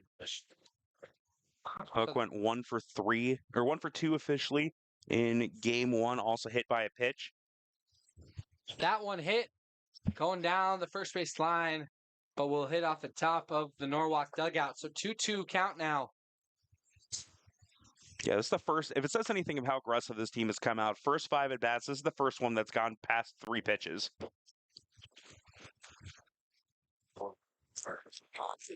Norwalk just trying to get back into this one. Score now 6-1 after the sacrifice from Harper. Puts in Danny Peterson's. That one hit down center. Parks can't get to it underneath the glove. And they're going to keep Haley Hook at first, but it scores Allie Williams. Great piece of hitting there from Haley Hook. Showed patience, able to fight off a tough strike 2, and able to get that one out in the center field. Just put it in a spot that's tough to come up and grab. And now it's going to be a big opportunity. Warriors put up 2 runs here in the inning. Like I said, you don't have to get all of them back at once. Just moving people around is how this team has found success this year. Don't have that kind of long ball power anymore. Just trying to take advantage when you can. Up now, the first baseman, Grace Bordenaro. As Ekoff kind of just looks at her dugout, getting some talk to by their senior captain, Katie Shekel, their leader. So just kind of taking some breather. But it was also the umpire. I don't know if it was talking to Coach Livingston at third. Might have just been confirming the courtesy runner for Schmitz over at first base. Hannah Schmitz pinch running for Haley Hook at first. Schmitz comes in to this one with 16 stolen bases. The second just followed by Danny Peters with 17. That one goes outside. Hannah Schmitz, a multiple sport stud for the Warriors, a state qualifier in cross country, a state qualifier as a freshman in wrestling as well. Her dad's a pretty okay wrestling coach, I guess. 3-0 count now. And if I'm Bordenaro, I'm showing patience here, and I'm looking for something I can try and take opposite field. You see Parks kind of shifting a little bit towards right field, expecting her to possibly drive something out that she's going to pull. So if she can get something that goes opposite field, it may be enough to score Schmitz from first with her speed. The late call to strike, so 3-1 now. And that one goes outside. Bordenaro, off of 5 pitches, gets a free bag. No at bat for the Warriors. And it sets Hook into scoring. Player. Sends Schmitz into scoring position. Up now. I hope these girls got an opportunity to see the baseball game last night that really showed that you're not out of the game unless you think you are. Norwalk boys last night in baseball went down 5-0 in the top of the first inning, scored 2 to get kind of back into it, gave up 1 in the second, 3 in the third. We're down 9-2 after the top of the third, proceeded to score 7 runs in the bottom of the third inning to tie it. Did end up going down again, battled back. It was a 1-run loss in that one, a 14-13 game that lasted almost 3 hours last night, but a very strong performance on both sides from Winterset and Norwalk. And we've already seen this offense can get going at any point. Now they just need to come out and start showing that. Livingston, 0-2 count, watches the third one hit 2 foul balls and then watches that one go by. So she strikes out, looking the first strikeout of the night for Leninnikov. Norwalk does get on the board, though. Puts in 2. Peters and Williams was scoring at Strand, Schmitz, and Bordenaro. So now up, it's going to be Pella trying to keep their lead alive as we go into the top of the second.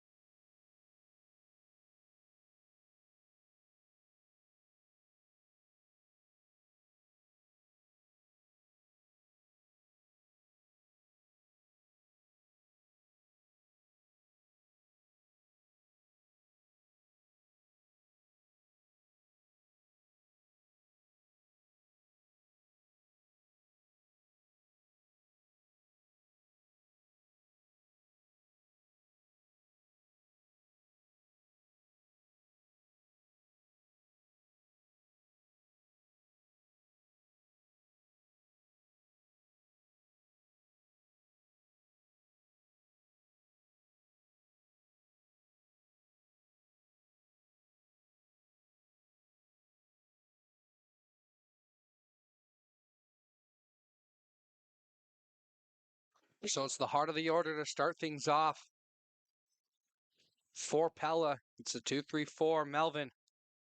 That one goes high for Garvey. So the pitching woes kind of have followed a little bit.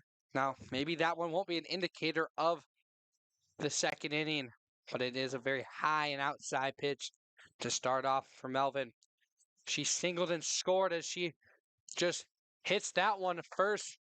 A bouncer riled in by Bordenaro to get out 1. Now at bat for the Little Dutch, number 15, Katie Sheppel. Katie Sheckle now had a home run at her first at bat in the first inning, scored 3. So looking at the stats of the first inning for Norwalk, it was 23 pitches with no outs recorded for the starter tonight. Leah Crick is charged with 4 earned runs no outs recorded, 3 walks, 2 hits. And then Lillian Garvey has 2 runs on the board, accounted for through 16 pitches and able to get out of the inning. And a nice start here, back to back on the ground. It's a bouncer from the third baseman. Alyssa Down just can't put all of it on it as Bordenero can't route in the one hop, and it's Shekel up off of an error. Yeah, and that one's a tough one of whether or not to give the error. That's a tough play to make. And Shekel, great speed. We've talked about it enough that a huge athlete. And maybe the reason I think I feel like she's been around forever, this is only her 3rd year covering Norwalk, so we weren't even around for her freshman year, but we've seen her multiple times a year for basketball, for softball, for volleyball, and she is just all over the floor. I believe as a sophomore or a junior, last couple years was their leading scorer in basketball. As a volleyball player, led them to a state tournament a couple times, beat Norwalk in the first round of state this past fall, and we've seen what she can do in the softball diamond as well. A state champion last year. Her and Emma Ekoff kind of leading the way for that team last spring. 2 outside pitches makes it a 2-0. That one goes inside. 3-0 count. The hitters count for Madison Keski, the first baseman.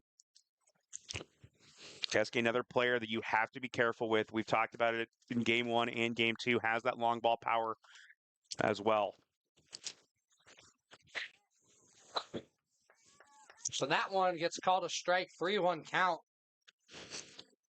Goes down Broadway. So with the 1 out, 1 run on, it's a 3-1 count.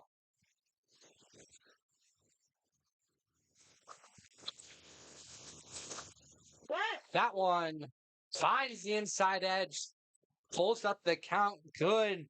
Just consistency by Garvey to fight back into this one. Yeah, breaking pitch there that started inside, broke enough to catch that corner, and I think kind of froze Keski. I think she expected that to kind of run inside, maybe even hit her, but a great breaking ball from Garvey. The 3-2. Hit into the air. Peters gets under it and puts the squeeze on it for out number 2. I think anytime you see a ball lifted off of her or Shekel's bat, there's always a little bit of worry, but a nice, as soon as you see Peters not turning and running, there's a nice breath of fresh air, and now the Warriors an opportunity to try and get out of this inning. Now the pitcher trying to help her cause even more. Lennon Ekoff up to bat with 1 run on. Watson was caught out at second. She was in that runner's interference debacle in the first inning.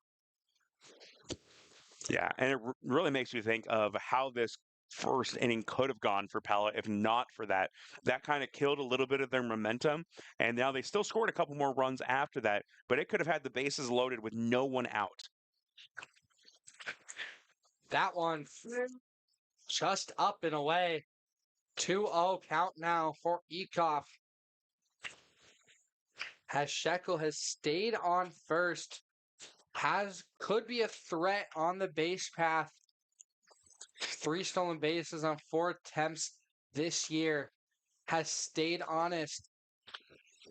Has a lighthearted effort from Ekoff, just fouls that one away near the Norwalk dugout.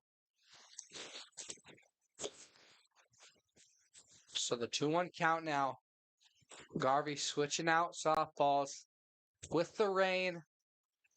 Still kind of lingering around. Makes everything slick, the turf and the balls. 2-1. Stays low. 3-1 count now for Ekoff in it.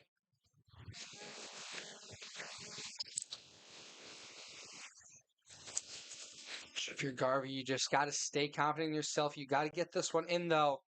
And it goes low as it sends Shekel to second. It's a walk for Ekoff. I assume we'll get pinch run for as the pitcher. And she gets in a runner stance, so No pinch runner for Ekoff. I think it really depends on the inning of whether or not, we don't always see it for Norwalk as well for Crick or for Hadley Michael, especially since Crick and Michael do have a lot of speed themselves. That one can't catch the inside edge. 1-0 count now.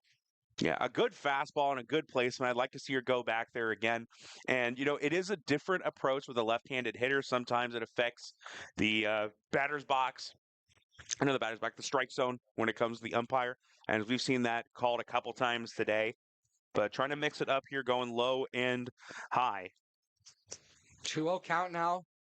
Umpires do switch after each game. So a little bit of a different zone in this one. That one, roller into the righty box for this lefty catcher. 3-0 count now for Carlson.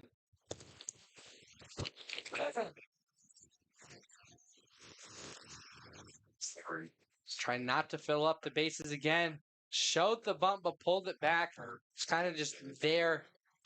You really won't see too many bunts in this situation with 2 outs. Especially a 3-0 count. You're kind of just trying to deke out the pitcher a little bit, make him a little nervous. The 3-1 now. Stays up and in.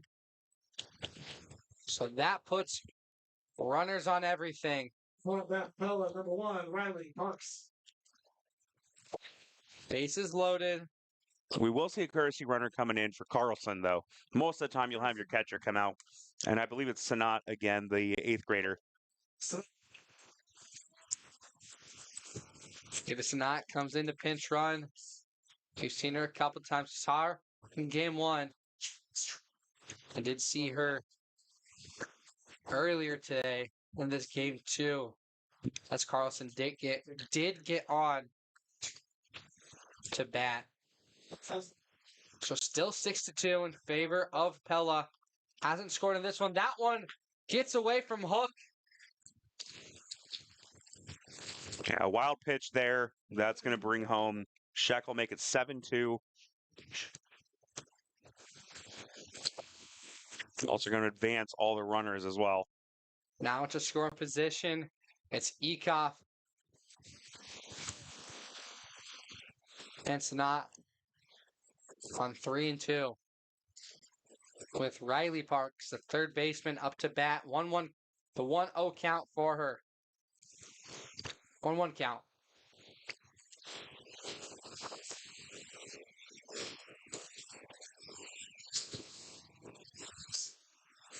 I was right the first time. 2-0 count. With 2 outs. And now Coach Livingston will have a chat with his pitcher, Lily Garvey, as we'll take a quick break.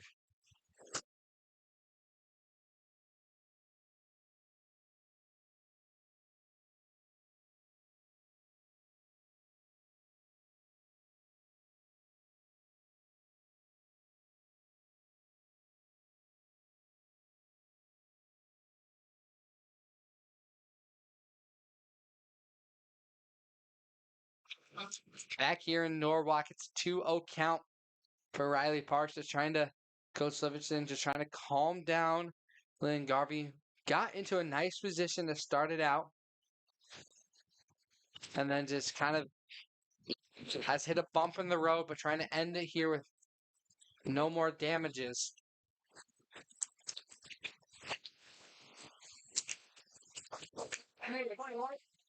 So 2-0 on Parks. Hit by a pitch and stranded at third for first time up. That one fouls away. Coming out of the short break, swinging is Parks. Yeah, I think the approach here is give her something that she's got to go out and hit. Parks struggled in game 1, has had her struggles all season, putting the bat on the ball. Make her come out and beat you. Don't try and beat around. Go after her. Be aggressive as the pitcher and make her do something with the bat. That one gets the outside edge on this lefty. So 2-2 count now. 2s all around. As our friend Liam likes to say, somebody's cheating in poker with 2 balls, 2 strikes, 2 outs, and 2 on.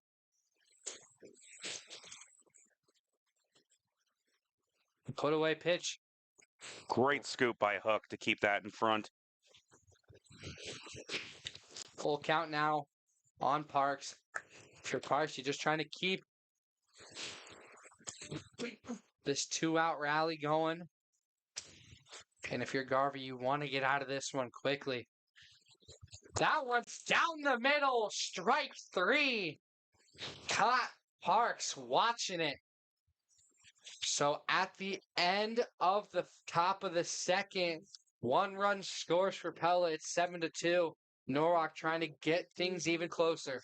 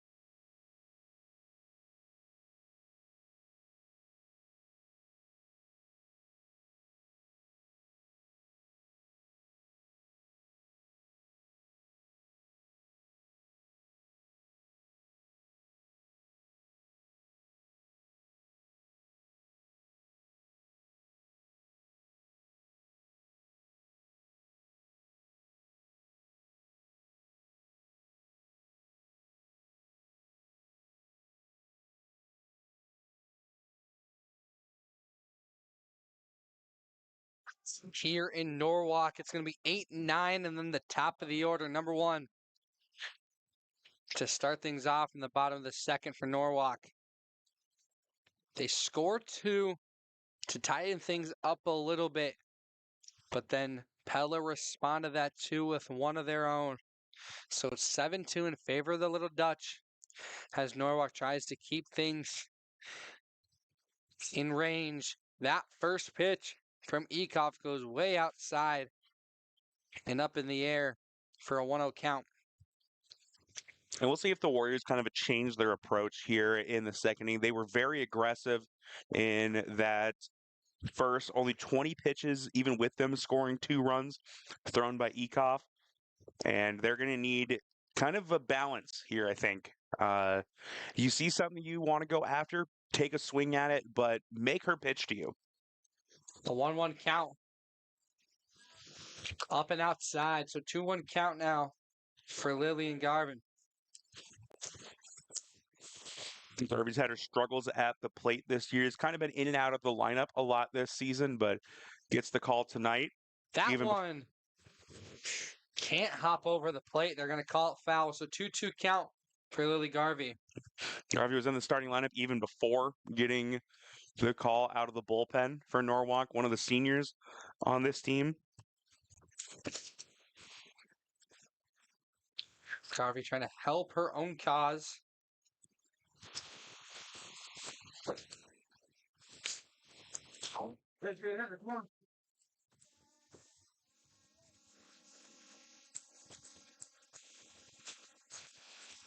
That one catches the outside edge.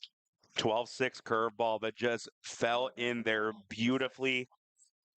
First strikeout for Garvey in this game. And that's the second straight batter that they've caught looking. So Ekoff will get things going with the strikeout looking. Brings up the 9 spot. Alyssa down the third baseman. Watches the first one for a strike. Alyssa, another one in the long line of A. Downs that have played for the Warriors. Her older sister, Addie Down, a member of a couple state tournament teams a couple years ago. Watches the second one, but that one will stay out of the zone. 1-1 count for Down.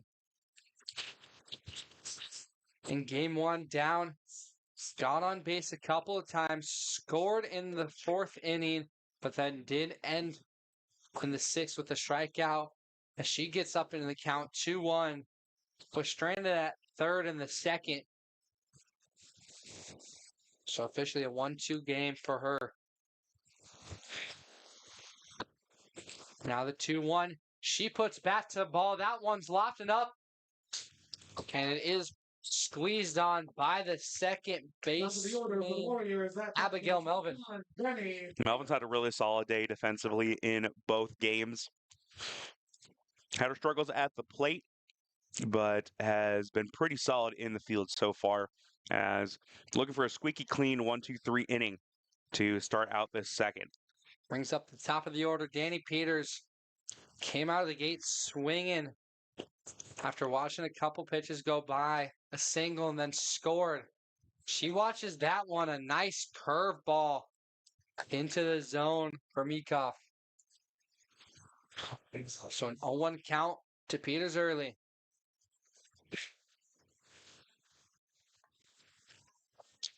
Just fouls that one away. So, 0-2 count.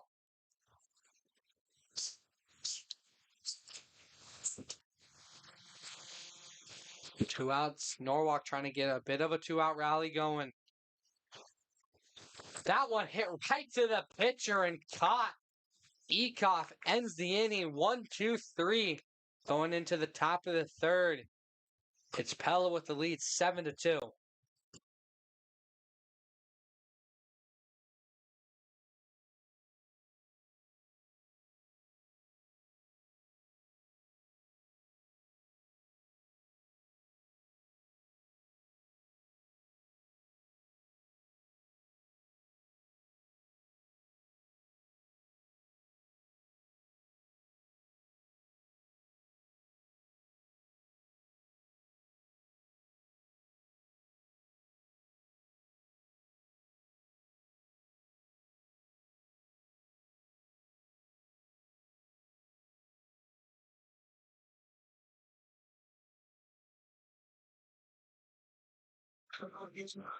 At this time, we'd like to thank our sponsor, Savvy's Perspective Photography. Blink and you'll miss it.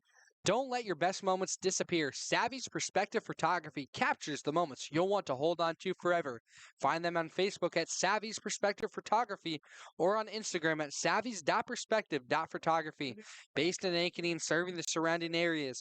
New clients use code SAVVY30 for 30% off your first session. That's SAVVY30. Savvy's Perspective Photography, sports, portraits, and beyond. Back here, it's a quick hit and fouled away from the heart of the order. Starter Allie Williams to not Allie Williams. It is Braylon Van Zanti, the right fielder, to start things off. Yeah, went after that first pitch, trying to be aggressive.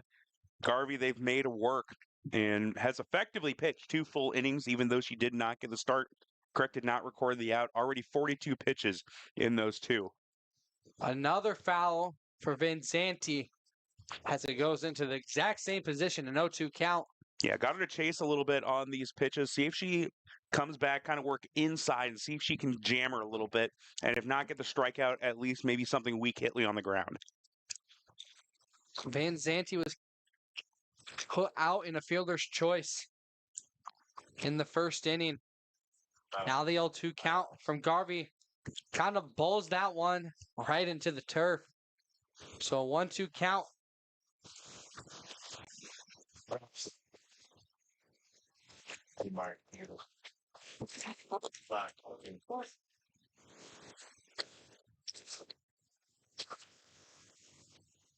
The unload. Fires into the gap between third and short. Van Zanti keeps the spark going for Pella. And they did try to go inside, but then Zanti kind of stepped out to the left a little bit and able to rip that in between short and third.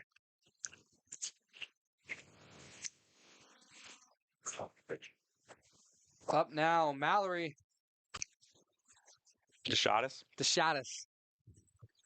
I'm going to say the names as correct as I can. DeShatis watches the first one stay in, so it's a 1-0 count. Keeps the eye going with Vinzanti on first. Garvey as Vinsanti goes. The tag. Got it to go. Yeah, What a throw by Haley Hook. yeah, I think she got a great jump, and I don't think that's necessarily a problem on Vanzanti's speed. She's out for sure, but I think it's because she overslid the bag, and a great job by Michael to keep that tag applied. And in the moment she came unattached from that bag, it was an out. Hadley Michael just kept the glove on Vanzanti the entire time, as you mentioned, Tyler, and a great pop up and throw by Hook. That one goes foul, brings up a 1-2 count as the shot. It's just watch as her teammate got pinned out. And let's see if this team can kind of settle down a little bit now. You know, a couple rough innings. They definitely had a better second inning.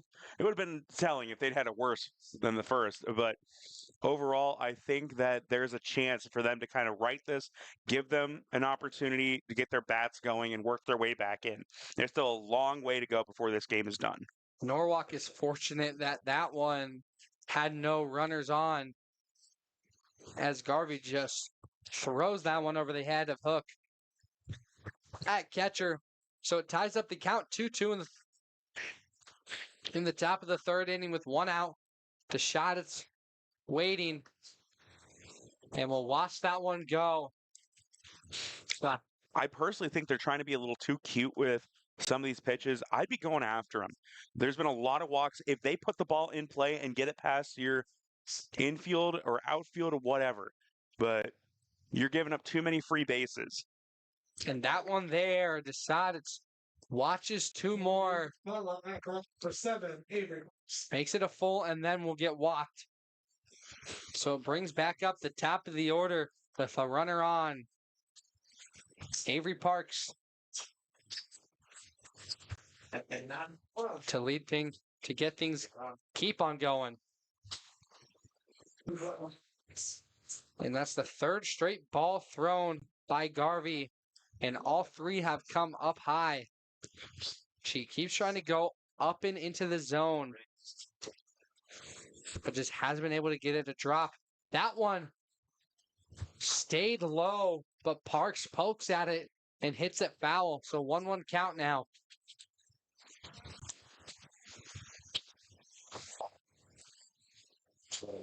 Pella will probably be a bit more hesitant now to run after watching Haley Hook gun down Vinzanti. But we will see the 1-1 count stays high for Parks. A lot of those pitches coming in high. I would be trying to set in even lower potentially, as obviously you don't want to have anything in the dirt because more than often than not, that's the ones that end up in wild pitches. But there you go, trying to work your way back in, bring it down a little bit. That's the approach that this team needs to have. I believe they've given up 5 walks so far. That one ties up the count 2-2 as Parks steps out to regain herself. Big moment if you're Norwalk. If you can get this out here, puts you in a great position. If you're Pella, just keeps things going as that one inside and high. 3-2 count. You got to attack the batter now here because you do not want to put the shot it's in a scoring position and keep the spark ablaze if you're Pella. That one hit into the air. Peters gets under it and squeezes it and then quickly throws it in to keep the shot it's at first.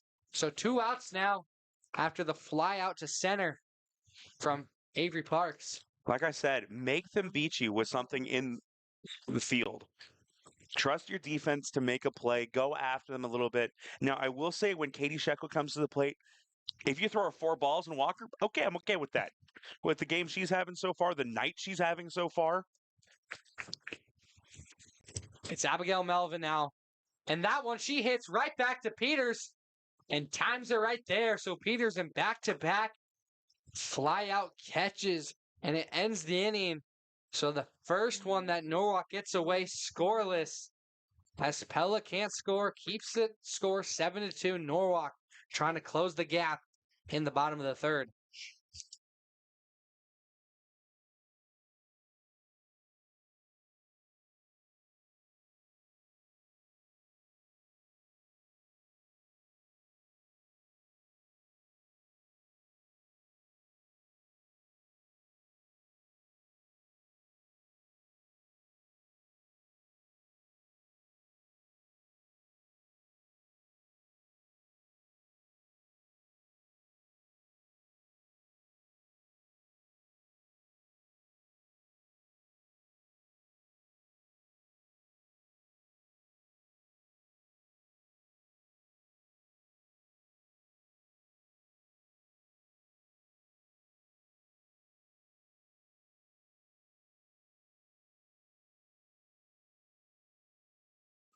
The Norwalk Athletic Booster Club exists solely for the purpose of supporting our middle and high school athletic programs.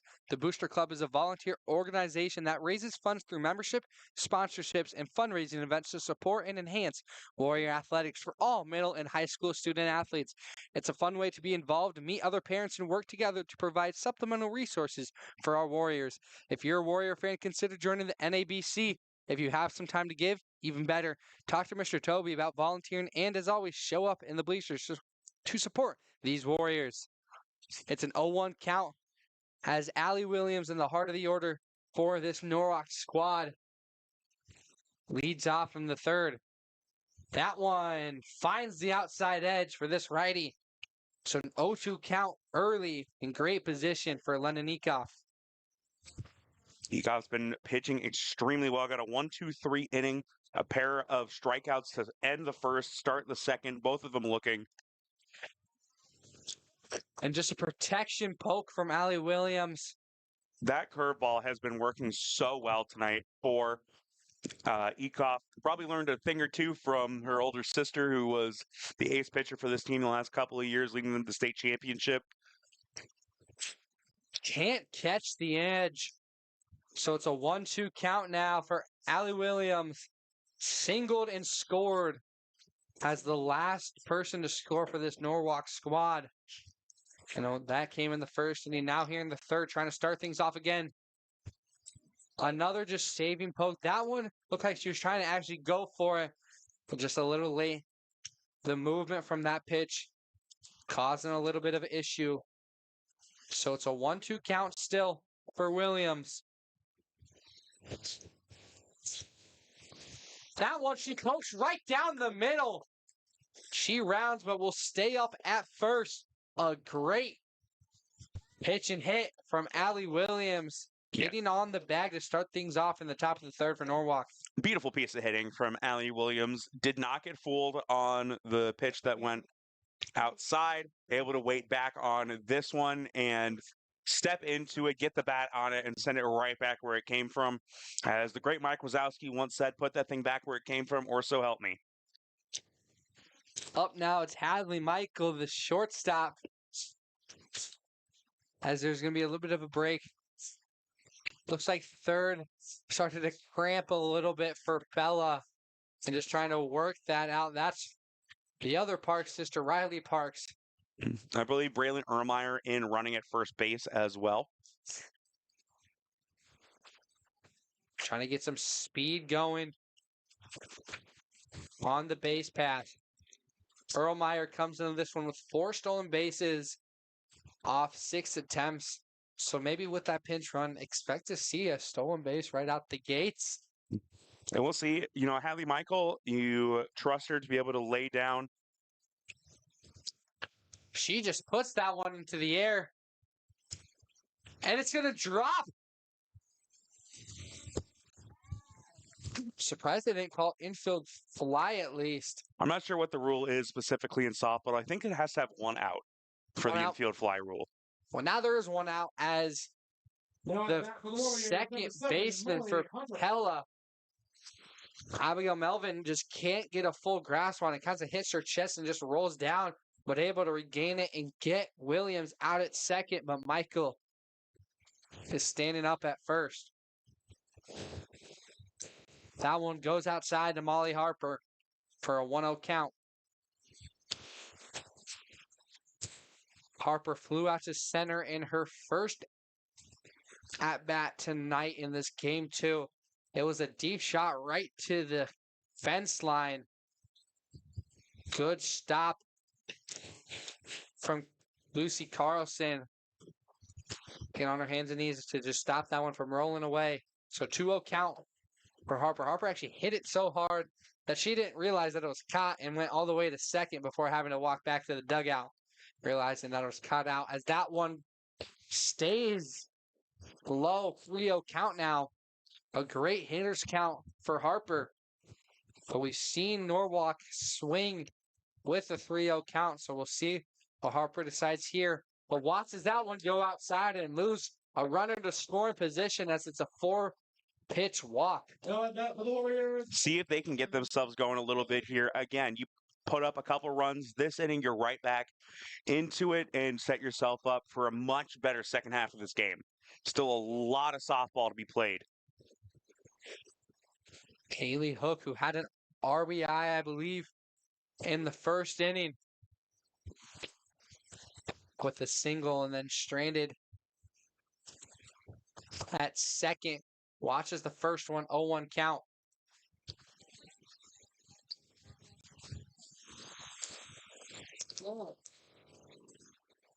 That one goes low and inside. Because Carlson gets behind it to keep all the runners honest. Erlmeyer was the one that got out. It's Hadley Michael at second and Harper at first. The 1-1 count to Hook. Gets the strike on the edge. Beautiful piece of framing there by Carlson, as that one looked like it was low, but did enough to snag that. And anytime you can steal a call like that, it's going to be extremely helpful for your pitcher, especially in a high-pressure situation like this. That one goes low, and Carlson just doing another nice job getting the glove on the ball and not letting a pass ball go by. So 2-2. 1 out, 2 on. Hook trying to keep things going for Norwalk. Not letting their little timber sparkle out. 3-2 now. Watch that one, so staying patient. His Hook, it's a full count. And Bordenaro waiting on deck. You know, she doesn't necessarily have the most consistent average, but a great eye and a pretty powerful bat. And drops the kick and an on slide. Yeah, she kept her foot on the bag when she was picking that up. A nice defensive play, even though, you know, didn't have it originally, able to make the play and do just enough to get that out at third. So Hook gets up at first. And it's going to be a pinch runner. That's going to be It's probably Schmitz again. Runner at first, number 8, Hannah. Hannah Schmitz it is. And Smalley Harper at second. The slickness of the ball just kind of got away from the third baseman, Riley Parks. Bordenaro shot deep. Can't go all the way, but it's going to score. It's going to be a ground rule double. So that'll get 1 run, but I believe Schmitz is going back to third. A huge swing there. Yes. Onto the fence. So they're going to put Schmitz back to third. Big RBI double there. This inning's not done. Now you need a big at bat from another one of your seniors, Cambry Livingston. So Schmitz gets to third. Bordenaro gets to second. And we thought it'd be the first home run on this field for a Norwalk athlete. And now it's Cambry Livingston, the designated player and other senior leader on this team. 2 outs, 2 on, both in scoring position for Livingston. First pitch, watches it for a strike 1. Livingston, a rough start to this season, but really came up with some clutch hits down the stretch last year. Now as a senior, they need her in a big moment right here. That one stays up above the number, so 1-1 count.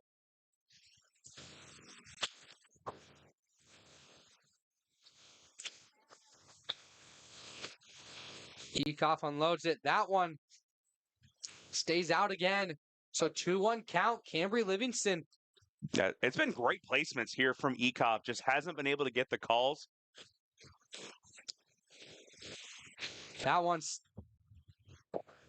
maybe a little inconsistent here, this at bat on the strike zone, but a 2-2, honestly, 2-2 count, fair, either way. I haven't agreed with 3 calls, but you know what? It should be a 2-2 count, probably either way. So the 2-2, 2. Just kind of post that one to stay alive. Yeah, I think that was another one that she was expecting to come in high, dropped a little bit again on that curveball, and just a good piece of hitting to foul it off and survive for one more pitch. 2-2-2 with 2 on. To number 2. to number 2. 6 of a kind. Somebody's really cheating. That one stays on the outside edge. Full count now. Number 2 trying to put a second run on the board. In this third inning, she gets walked. So bases loaded as Lily Garvey, Here's number 5. the now pitcher, trying to really help her cause in a dire situation. Yeah, huge at bat here for Lillian Garvey. It looks like there's going to be a meeting on the mound. Don't know if they're going to pull the pitcher. It'd be a little surprising to pull Ekoff now. Just she's pitched so well through the first 2 innings. And inning number 2 is a 1-2-3 for her, and only let up 2, and then really retire the side after inning number 1. Arguably the biggest at bat so far of the season for Garvey. Hitting 125 on the season. They need a big hit here, not just to help herself out, but also, again, you don't need to get all these runs back. I've been saying that. Obviously, if she can hit a grand slam right here, I'll take it. You know, you get all these runs back. But right now, you don't want to try and do too much with it. Just get something you can poke it to the outfield, get it in front of a fielder, bring home at least 1, possibly 2 runs, put yourself in a much favorable position going in, build some momentum going back your way. Next half inning is going to be that halfway point of the game. So Garvey up to bat now. The other senior now. She pops that one into the air and caught. It's the star, the shortstop who homered in the first inning for Pella, Katie Shekel, to end the inning and get Pella out of a very dangerous situation. It's 7-3 going into the top of the 4th.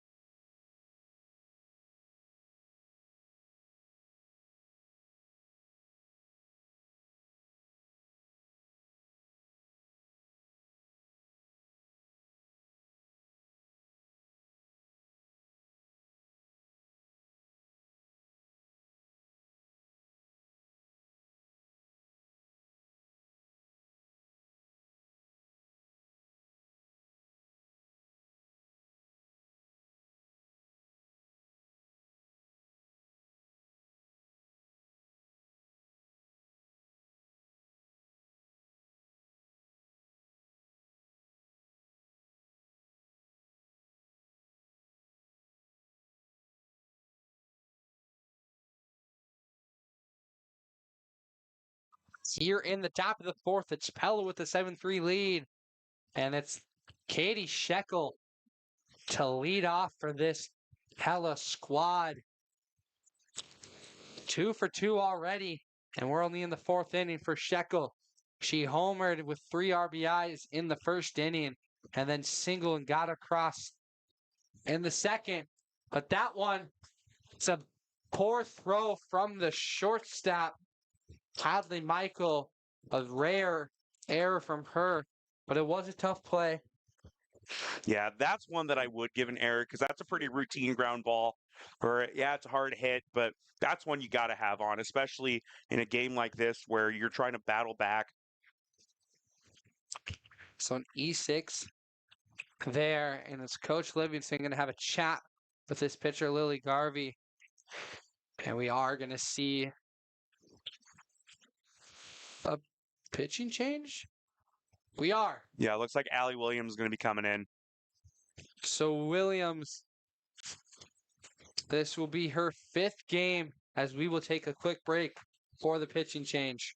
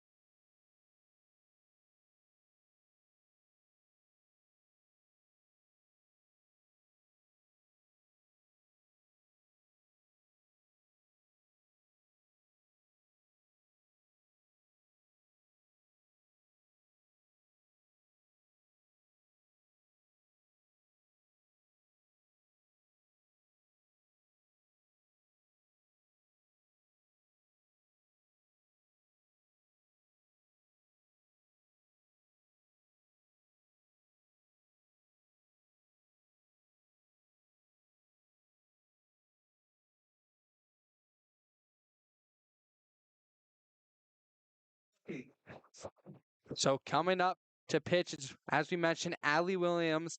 And to come in for Allie Williams at second is Emma Banks. That first pitch from Williams goes up high on Madison Keski, the other big hitter from Pella. In honor of kicking Australia's butt today. That one gets in for a strike, of 1-1 count.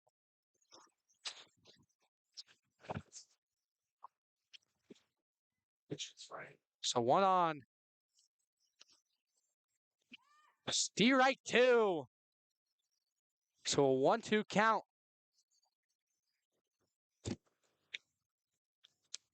On Madison Keski. Keski walked and scored in the first inning as she fouls that one away behind her. And then flew out to center field for the second out of the second inning. Now here in the fourth, trying to battle back from a 1-2 count. Allie Williams, another sophomore on this team that has a really bright future, has been really effective in limited action this year. Just 11 innings pitched, but a ERA just north of 2.5. Hook does a nice job of getting behind that pitch and not let the speedy Shekel get on to second. 2-2 count for number two, Madison Keski. No outs with one runner on at first. The 2-2 unloads up high for Keski as it now a full count. And it's been a trend through all three of the pitchers so far for Norwalk. As you like to say, getting too fancy with it. Pitching away from them. And at this point in time, you really just got to pitch to them. Trust your defense right there. Pitch to Keski, and she fouled it away. So if probably won't see Leah Garvey back in this one. Final stats for her: 59 pitches thrown, I believe 3 runs allowed, and she is responsible for Shekel at first. Did have 1 strikeout and a couple walks. That one hit up into the air and fouled away behind us. So Keski staying alive as Williams trying to record her first out of the night in the first one of the fourth inning. No, I didn't because I was watching the. Here you go, babe. It's a full count. I believe hit Keski.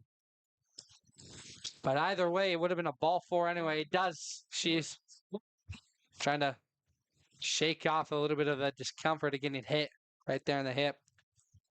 So no outs, 2 runners on. You do make it past the 2 most dangerous hitters in this lineup, but in the process, putting both of them on base for Ekoff, who has been extremely patient today with a pair of walks. So 2 on now after that walk there for Madison Keski. Shekel now in scoring position. Keski at first has Lennon Ekoff up to pitch.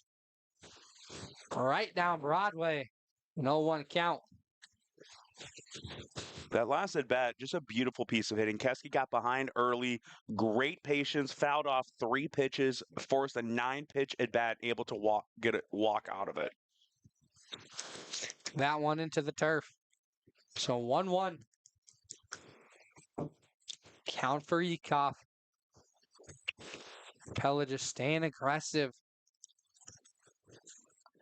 That one hit to second, flipped over to first, holds the runner at third, gets out number 2. Out number 1, I should say. Lennon Ekoff starts the outs. But it does move Keski to second, and Shekel just 90 feet away from the bag. 60. 60 feet away from the bag. I've been saying 90 all year, and you haven't fixed me. That's not my job.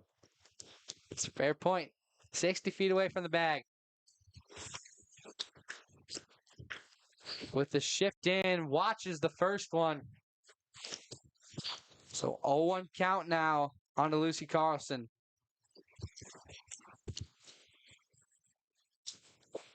Carlson's had a nice night, has reached both times. And there's the talking from the infield as Hadley Michaels calls off everyone They might go with cash. and walks into foul territory from the shortstop to get out number 2 as Carlson flies out. So 2 quick outs there now. As Riley Parks, the third baseman, comes in, swing and a miss, strike 1. Williams starting to find a little bit of a groove here. See if she can hold it the remaining of this inning. That one hit hard, but fouled away right into the net. There's a camera crew here from Meaty coming. That net wouldn't have been there. Bye-bye camera. Don't leave us for MediaCom. Please don't. The 0-2 count caught swinging. That pitch is nasty as a Vegemite sandwich. As USA does beat Australia in the World Cup Game 2, as the USA, they clinch the knockout stage, but that clinches a scoreless 4th inning for Norwalk as they try to get the bats going off of the nice pitching from Allie Williams. Gets all 3 outs as she comes in for Garvey, and now it's Norwalk here for the bottom of the 4th.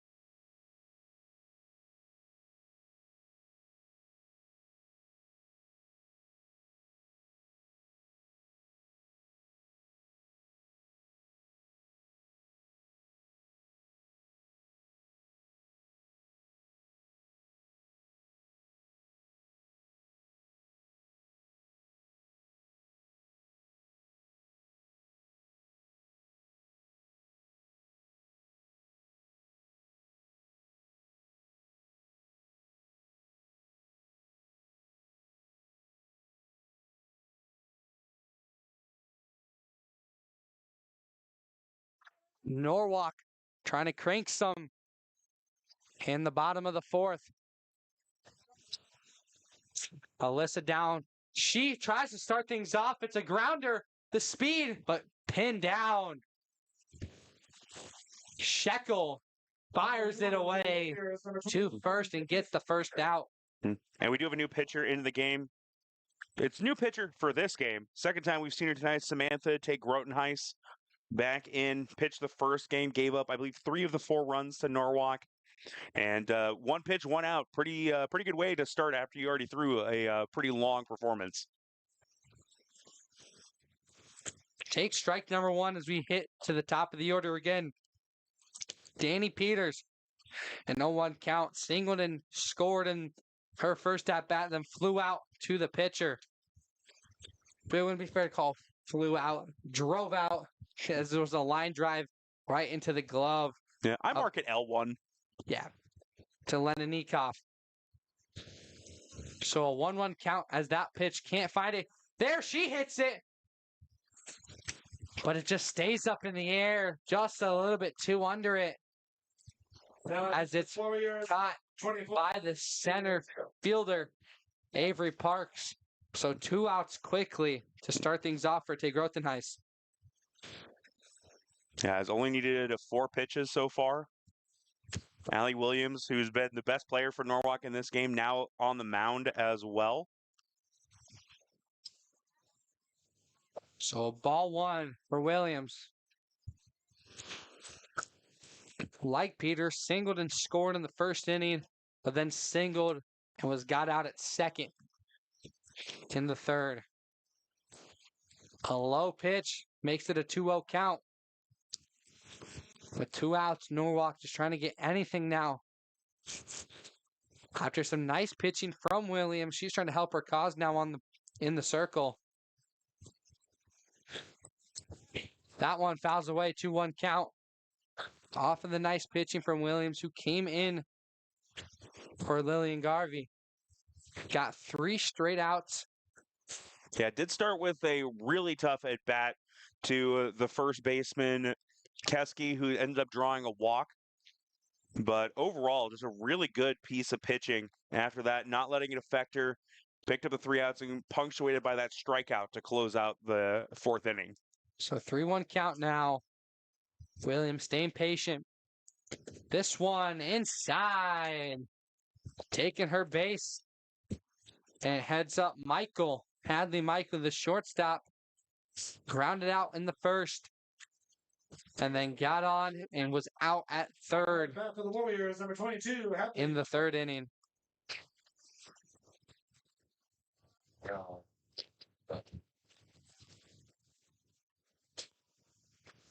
First pitch. Watches it go. So a strike to start things for Hadley Michael with 1 on. Michael had some good success against Tay Groton High, going 1 for 3 in game 1 with an RBI as well. And taking a different approach here, has kind of been aggressive in her first couple at bats, one after the second pitch in the first one and the first pitch in her second one. Watches the second one. Makes it a 2-1 count now. So count in her favor for Hadley Michael. Not so much for Tay Groton Ice. Big hole up the middle with them playing a little bit closer to first. That second one gets called a strike.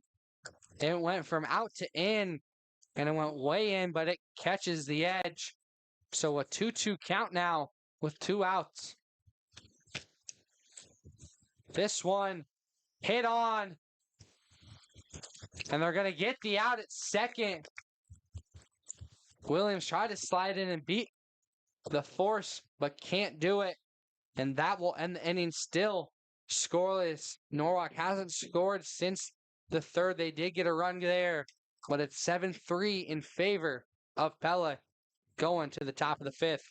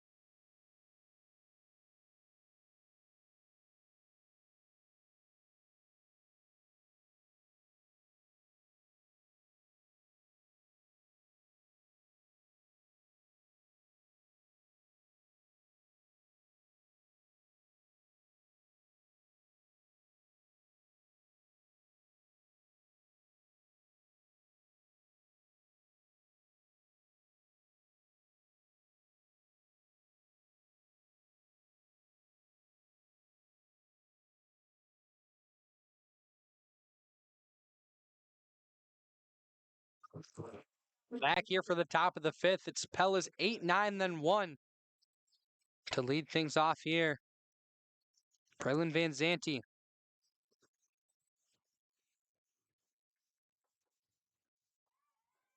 Swing and a miss, strike 1. A nice low and in pitch from Allie Williams to start things off in this top of the 5th. Trying to get out of this very quickly to get the bats going, and that's another great pitch. 0-2 inside, catches Zanzianti swinging. Molly Williams didn't get a lot of appearances early in the season, but I think as she has really started to come into her own as a potential, maybe another starter for this team moving forward, could be another weapon for them in the pitching rotation. Up and out for Williams. So Vanzanti down in the count, but even closer now, 1-2. If you're Norwalk, you want to just keep attacking the batter, and that's what they do. It's a very nice pitch from Williams, but an even better protection from Vanzanti as she fouls that one away behind her. So after Keski walked on that 9-pitch at bat, it took just 9 pitches, the next 3 hitters for her to pick up those 3 outs. That one hit in front of the right fielder, Molly Harper. Fires it to the second baseman to keep Vanzanti at first. But it is another hit for Pella. After a really tough first game, it's been a nice bounce back performance by Vanzanti. Went 0 for 3 in game 1 with a strikeout, ground out, and fly out. Now 2 for 3 with an RBI today, and the only time she was out was on a ground out that scored the run. Ball high and in for Mallory DeShaditz. Singled in the first inning, then walked. So 1-1 on the night with a walk for DeShaditz. Yeah, it's been a pretty impressive performance from the bottom of this order, and a big reason this team finds themselves in the position they are. Swing and a miss brings up a 1-1 count for DeShaditz with one on.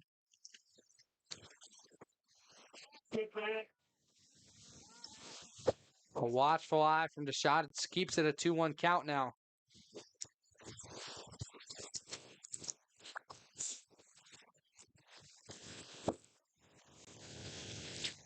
So the 2-1 up high, making it a 3-1 count now. Really want to pick up an out right here. The top of the order coming up. A double play is extremely hard to turn in softball. So she gets on base, which we see. This is almost a guarantee that you're going to see Katie Shekel with an opportunity potentially with runners in scoring position. So DeShaditz walks off of a 3-1 count. And it brings up the top of the order. Avery Parks now. Williams trying to avoid any danger. That one just stays high. And it's the continued of the trend of just pitching high or away from these batters. And I get you're a little nervous. You don't want to increase the lead at all. But that is just another walk. That's a great pitch, though. Pitching to the batter. And just a mistimed hit from Avery Parks. As it's a swing and a miss. 1-1 count now. That one. It's a slap hit. A little bit of a bunt and miscommunication there between Williams and Down of who was going to take it. Loads the bases on an infield single.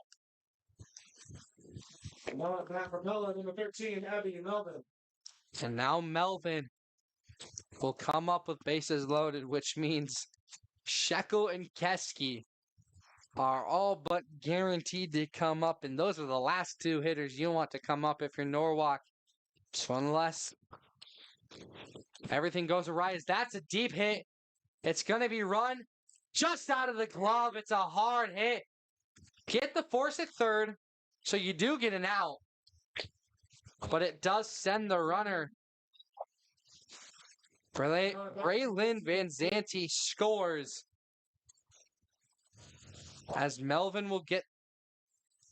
She'll get credit for a hit and an RBI on that.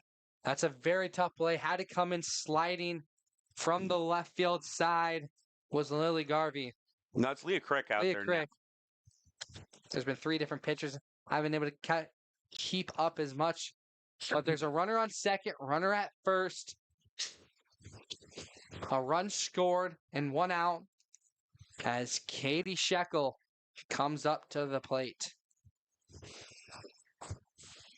Shekel had that huge 3-run homer back in the first. Really been the punctuation in this game, which has been all Pella offensively. Now, I don't know how intentional it is, but there are 2 balls for Katie Shekel now. We'll see on this third pitch if they pitch 2 or away. They pitch 2, and it's a nice one at that, as it's a foul tip into the glove of Haley Hook, but it was just a foul back, not foul forward. Shekel put a big swing on that one. She makes contact. That's going a long way, but could not lay off the high fastball. And another fastball pitched right to Shekel. They're just going to say, Shekel, you got to earn this one. And right now she doesn't. 2 swings and a misses. 2-2 count with 1 out. Low and got it. What a pitch. Go from high to low. Allie Williams gets Strikeout. Katie Shekel looking. Huge pitch there. Shekel, who has just dominated in both these games, I believe that is just the second time they have not, or they've gotten her out in this doubleheader, both of which have been strikeout looking, and now a swing and a miss as well. And it's going to be a stolen third for Avery Parks. Caught the infield looking. And we mentioned the lack of ability to get Shekel out. That's just the 6th strikeout. But it's a hard hit ball. Chesky in. Now it's an error. Through the glove of Crick. 1 score, 2 score. Safe at third. What a hit out of Madison Chesky. Yeah, that will be officially an hit with an error, so she'll get 1 RBI credit for it. But this offense just came to play today, gets all the way to third on the first pitch swinging. Second pitch. Score now 10-3 in favor of Pella as Lennon Ekoff comes up now.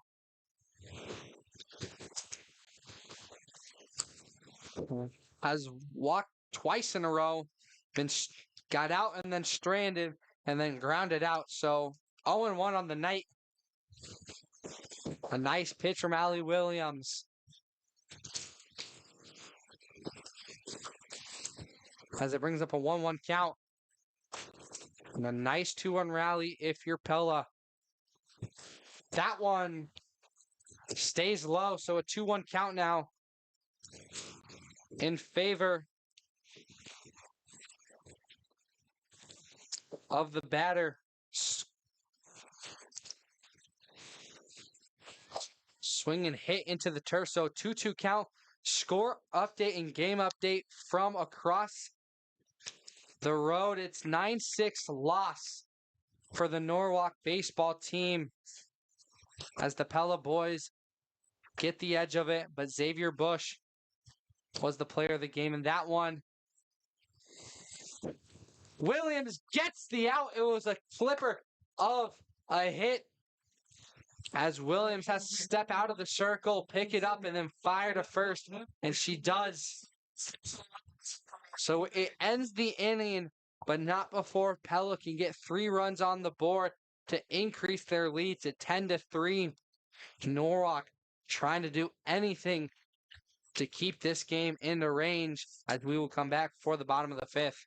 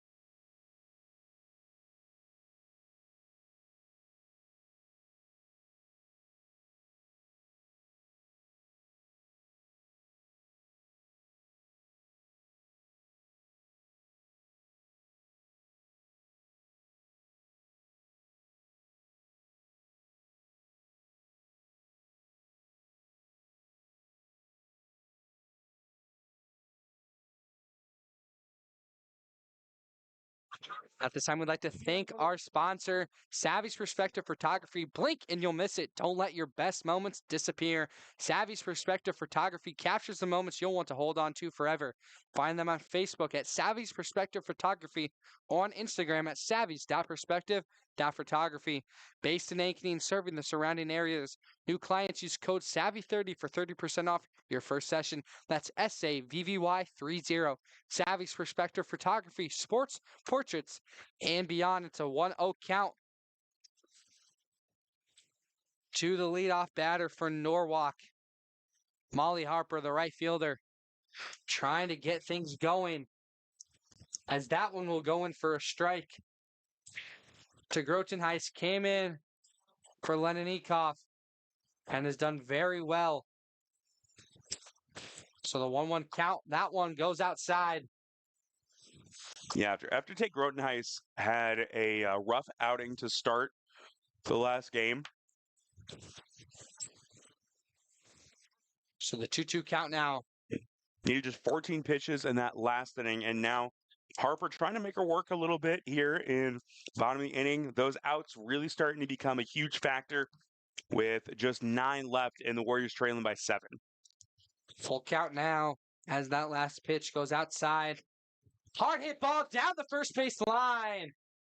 And we'll get to first safely. Molly Harper starting things off for Norwalk with a single. Warriors, number 9, Haley. As you like to say, Tyler, some nice piece of hitting right there.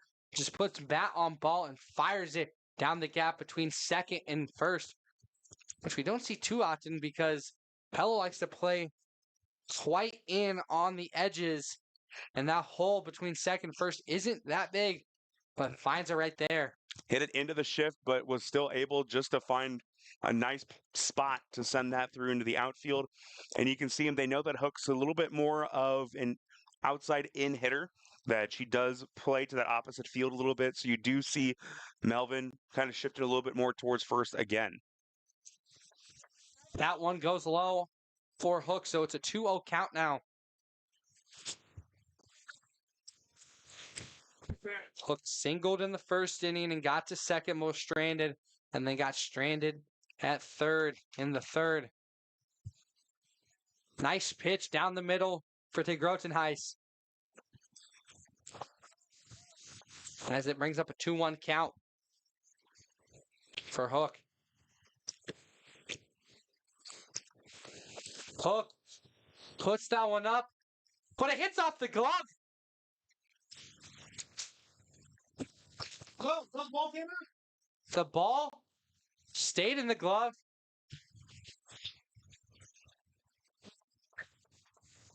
And they're going to call Molly Harper out at...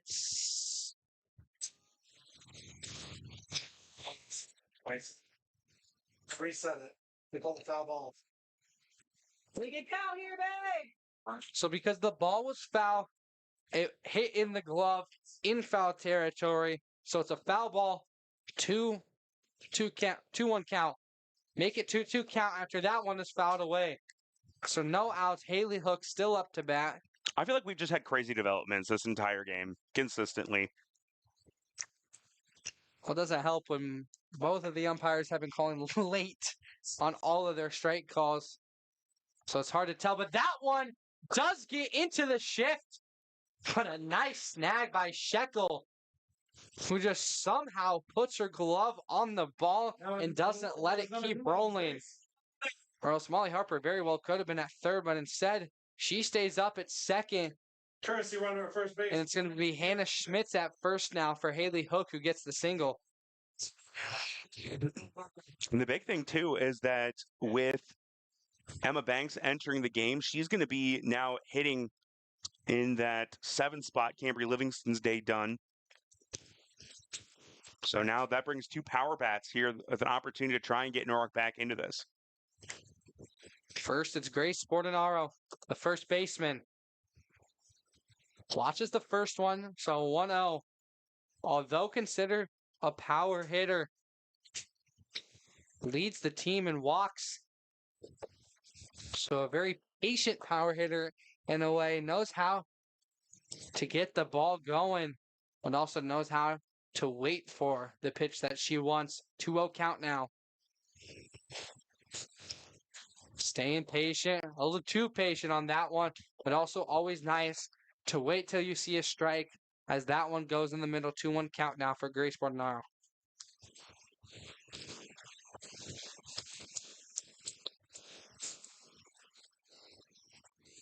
That one a little bit on the outside, but Bordenaro swings at it. A little bit of a lunge there, so maybe not what she wants, but she saw something, a nice off-speed pitch, a little bit of a curve for de Grotenhuis. 2-2 now. That one stays high. 3-2 count full for Bordenaro. 2 on.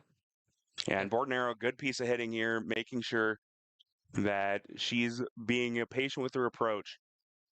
That one low for Bordenaro as she will walk and fill up the bases. They are loaded for Emma Banks. We've talked about it before. You don't need to do too much here. You just got. Yeah, if there's anyone that I'm okay swinging for the fences, though, it's probably Emma Banks.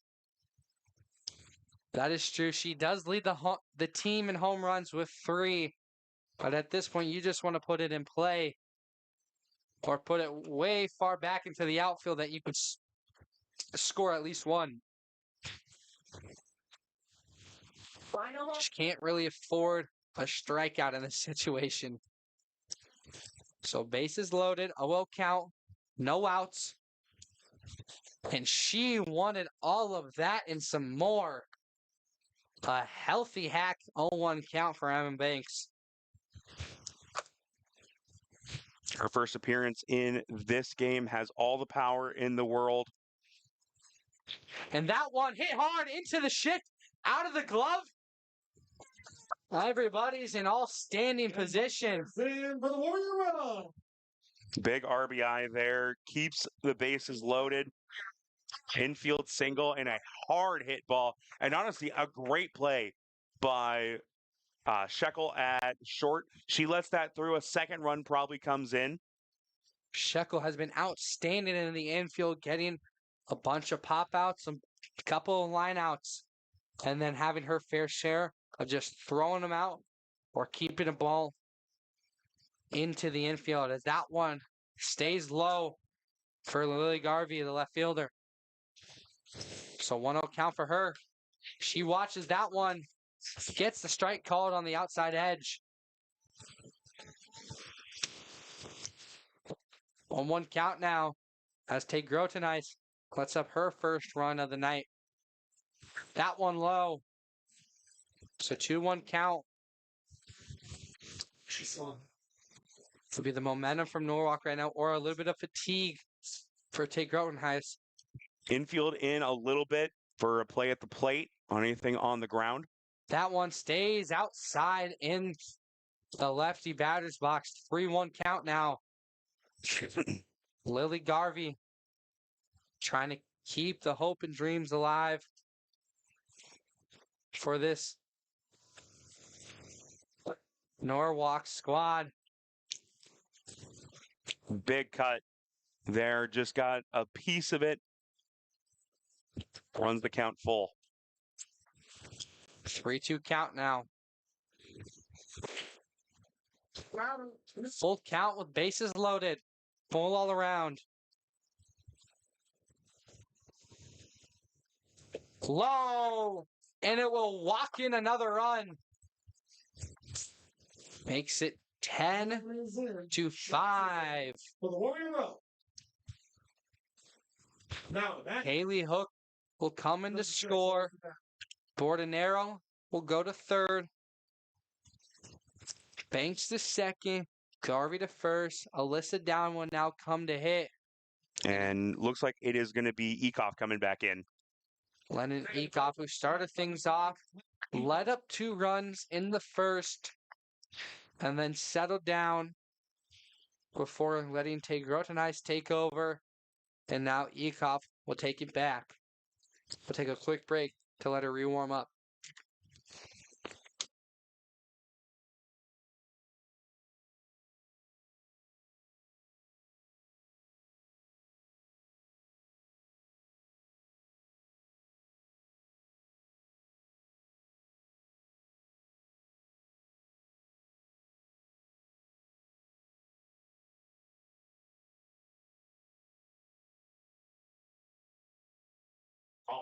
Back here on part of my French media. There's no outs. Norwalk has scored twice. Bases are loaded as it brings up the 9th spot. Alyssa Down. Down flew out in the 2nd inning and then grounded out in the 4th. Now here in the 5th. Trying to right this ship and help her team some more to get more runs around. Yeah, still no outs. I think that is the biggest key is the Warriors getting this started early and still plenty of at-bats to try and keep this one close. Okay. Stop it! Keep going, Bailey! If you're Norwalk, you got to keep what you're doing. Just play level. You don't need to do too much. And you've seen Ekoff already tonight. So hopefully she's coming in a little cold after. That one catches the bottom line of the zone on 1 count. The top of the order coming up right after this as well. You just got to try and make a couple big hits. See if you can get through this order. Swing and a miss. That one goes inside, even in more inside. 0-2 count now to Down.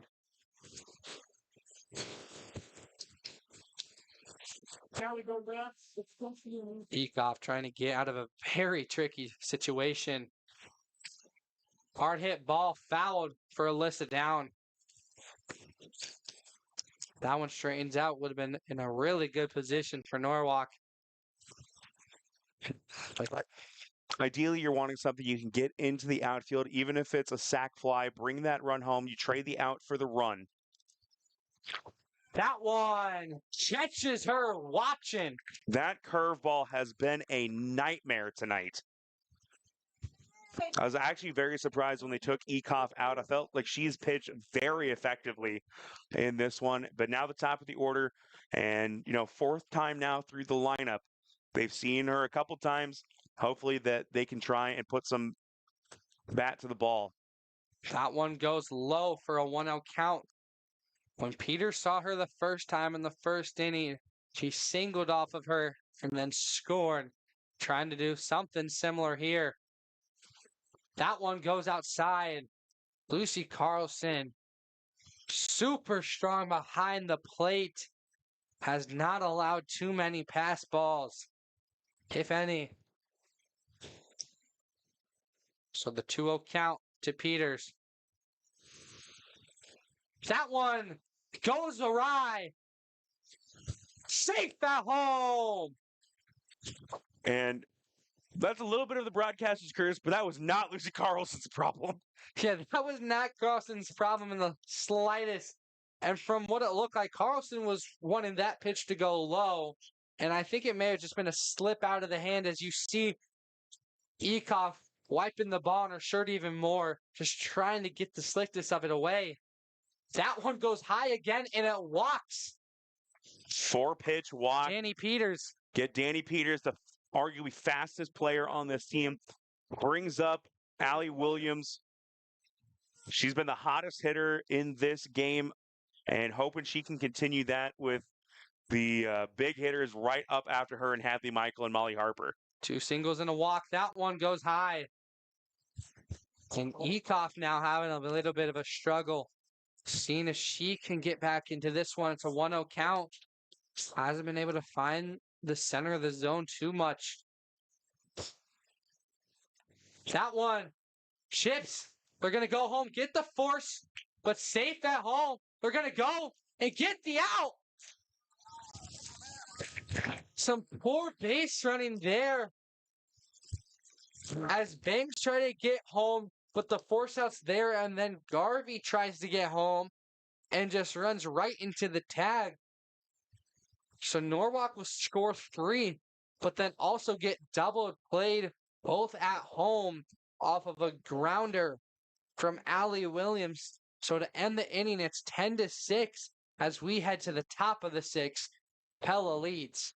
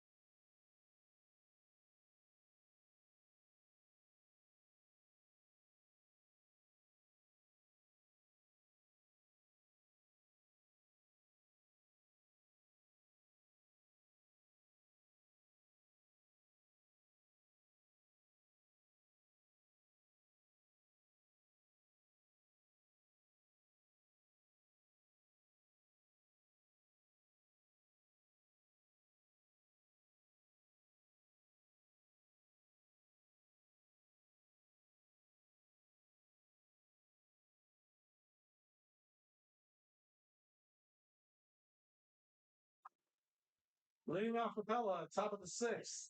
Number 14, Lucy Carlson. It's Pella now to bat in the 6, 7, and 8 spot.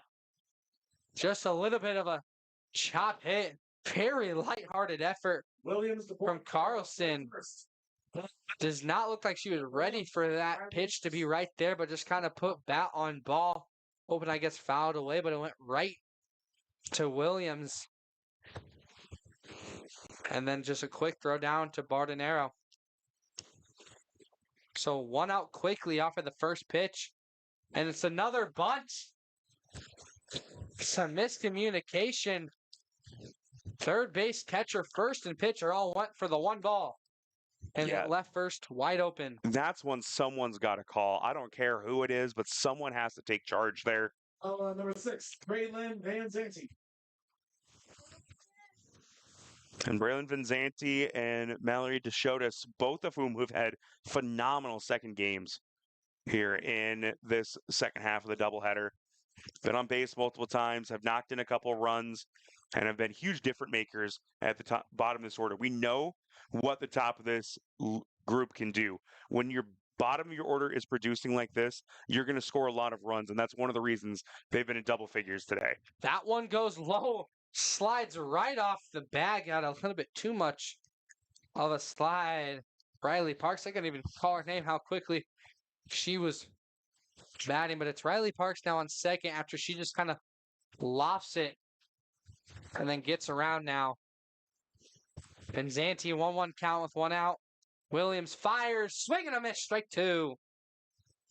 Vinzanti now down in the count. Vinzanti got on and scored in the last inning. And has a single and then a fielder's choice. That one, trying to protect the zone. If only the net stayed fair. Went right into the glove of Haley Hook. 1-2 count, though, as that one fouls away behind. It's Parks now on second. Williams fires. Hard hit ball. That one goes foul and out of play. Vinzanti really just staying on it in this one.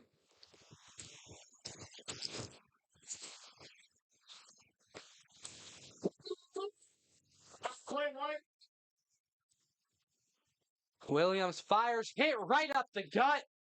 They're going to send the runner.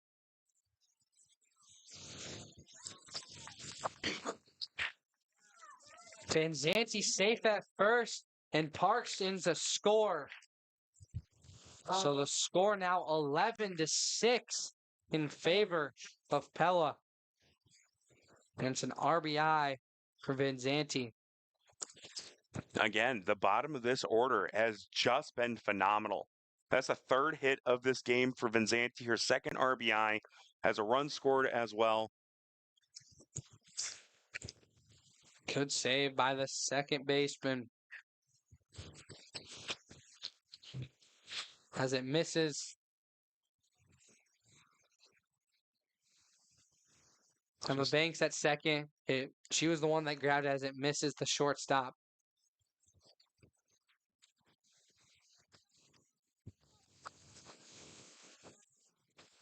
Riley DeShotis with a 1-0 count. The runner at second, with Braylon Vinzanti being that runner. So runner in scoring position. Fouled away behind, so 1-1 count with one out. Williams trying to just get back into this one. Has had some nice pitching.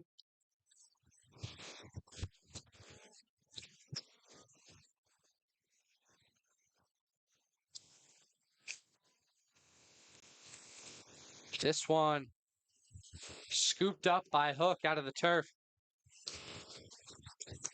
So 2-1 count now.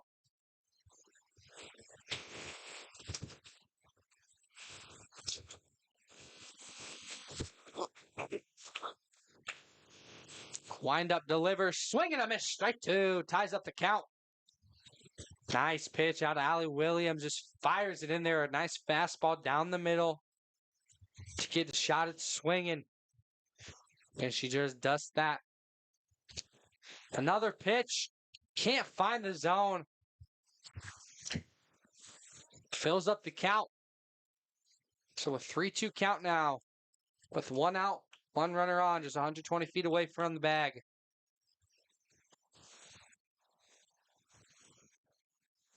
There it is. That one swung on and fouled away behind.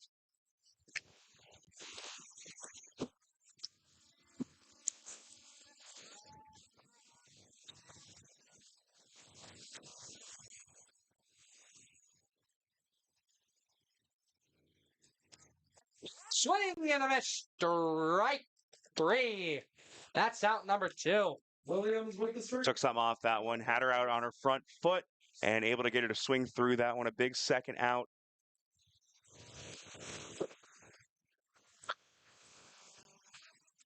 So Avery Parks will come on now to hit the top of the order. Runner goes at third.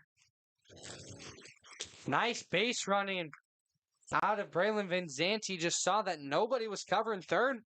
And because the third baseman wasn't there to respond after playing in from the shift, she just went.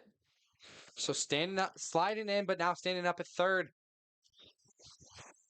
Yeah, you've got to guard against the bunt with Avery Parks at the top of this order. And Coach Mayhew, just a beautiful piece of coaching right there. So the 2-0 count, just 60 feet away, is Vanzanti trying to add a second score in the 6th inning. Swing and a miss. Strike 1, the first strike of this at-bat for Avery Parks. This is the 5th time through the lineup now for Pella. The 2-1 count. The bunt went straight to the pitcher. Safe bat first and gets that run to go. So an RBI for her as Vanzanti comes in to score. Now at bat number 13, Abby Melville. Yeah, it was a late cover by Banks moving over and really couldn't do anything with it if you're Allie Williams on that one. Just kind of had to eat that one. And I would expect Parks is going to take off here, trying to swipe second at some point, too. That one's hit hard by Abby Melvin. So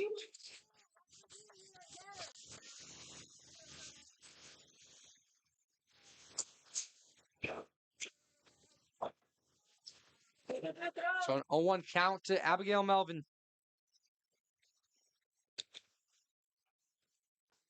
Goes inside to Melvin. 1-1 count.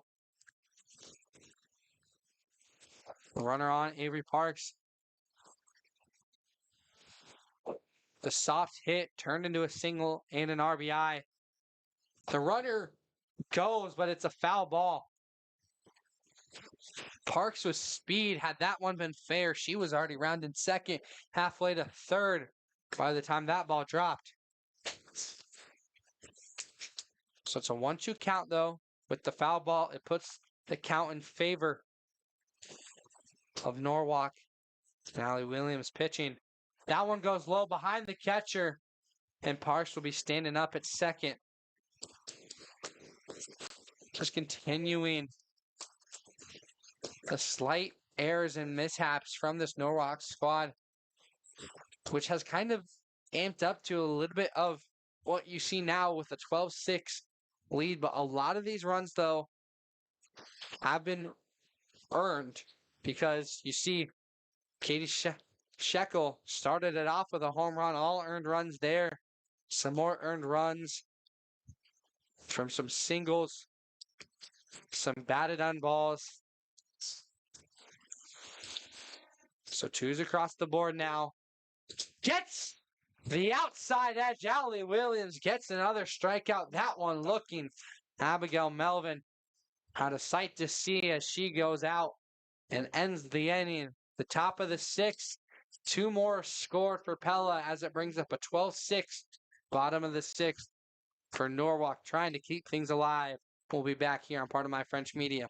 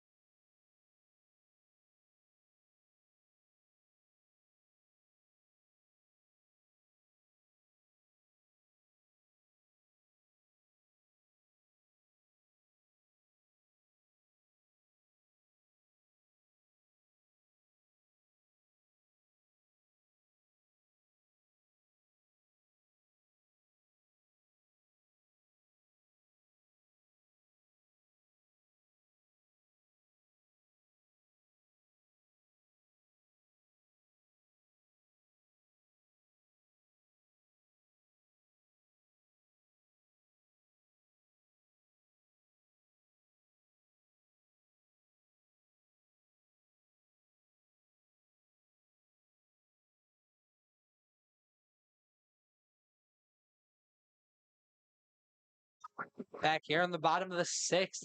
It's Norwalk trying to keep their hopes alive, down by 6, 12-6. Pella has doubled their score. Came into the sixth, 10-6. And then Pella added 2 more to make it 12.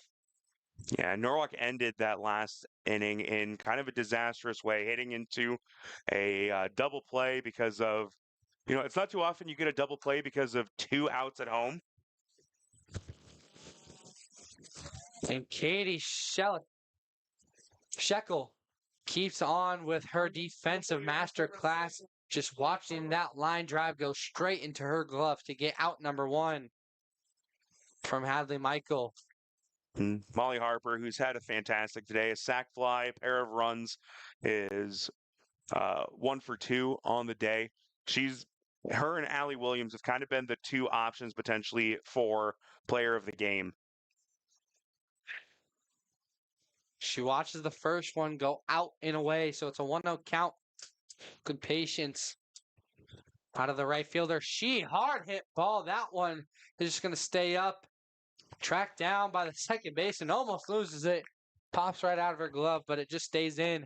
Bad for the Warriors, number 9. So 2 quick outs for this Pella side as Norwalk is down to their 4th out before the game's end. Yeah, Hook and Bordenaro with Emma Banks in the hole right now. They've got 3 really good hitters coming up, but man, this is a tough position to be in. Hook watches the first one go up, so 1-0 count for the catcher. Get one through here.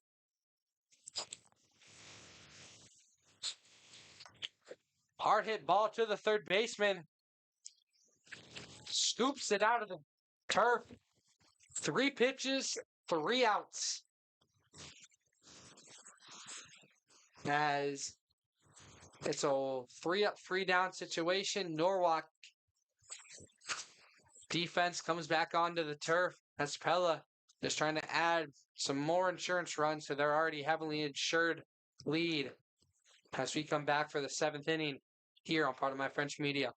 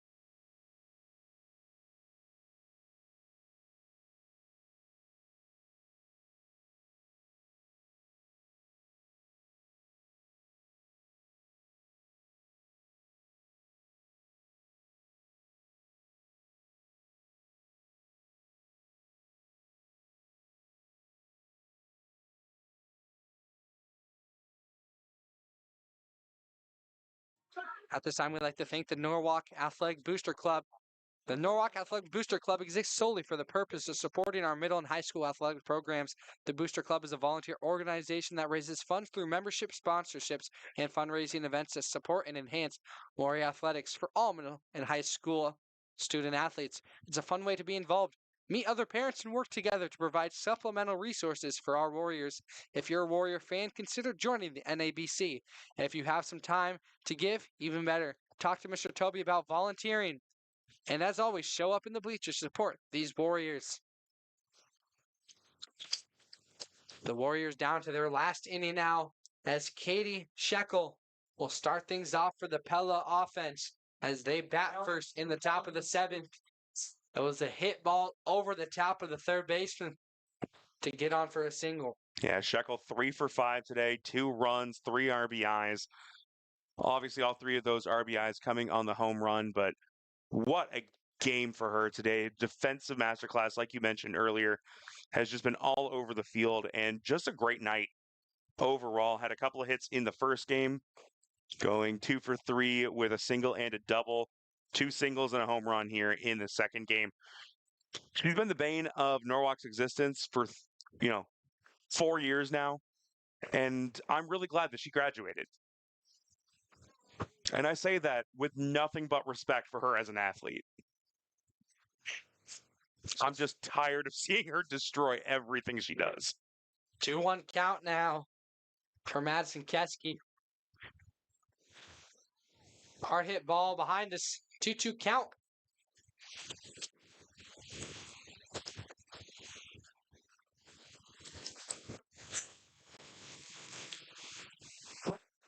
Williams looking for her 5th strikeout of the evening. Hasn't been a perfect performance, but overall, just doing what she can after coming in relief. And this type of game being the third pitcher to come in for Norwalk. In a sport that you may not see a different pitcher for 4 games, so seeing 3 in 1 is a very unique sight to see. But it's what's had to happen for this Norwalk squad. And all credit to Pella, came out of the gates firing. A walk, a single, and then a home run from none other than Katie Shekel, who is now on first.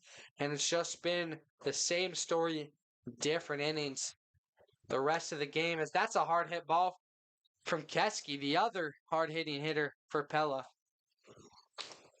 As Keski's had herself a night as well. She walked, then flew out, then walked again, but then had a triple to score some runners. And just staying alive with a full count. That is another foul. The third foul ball out of play for Keski in this at bat.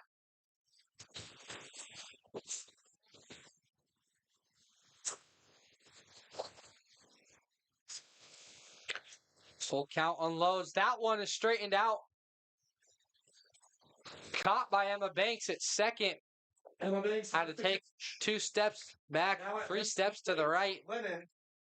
Or I guess the left. Her left, our right. To the left, to the left, to the right, to the right. Get down, get. Please don't copyright us, YouTube. Hey, to be fair, that's a cover that's protected under copyright. So 1 out now. That one hits the concrete. 0-1 count for Lennon Ekoff. Started the game as the pitcher, then was relieved, but still batting. I believe she's in line for the win because they've never tied the game. We've seen her pitch in 3 different instances tonight. Came in relief in game 1, started game 2, was relieved, now came back in relief. Softball's crazy. That one inside, and they call it a ball. So 2-1 count for Lennon Ekoff. That has been one they have called all night. Been a little inconsistent in the strike zone at times. And I think it's that and the weather conditions have led to some frustrations for some of these pitchers. Shows the bump, pulls it back, and then just a half-hearted swing ties up the count. 2-2 for Lennon Ekoff. Unfortunate for Katie Shekel. She's tried to steal or run twice already, and both times it's been a foul ball. If you're Norwalk, you're glad about that. If you're Pella, a little unfortunate. 2-2. Another hard hit ball. That one's fouled right into the netting. So 2-2 count now. 1 out.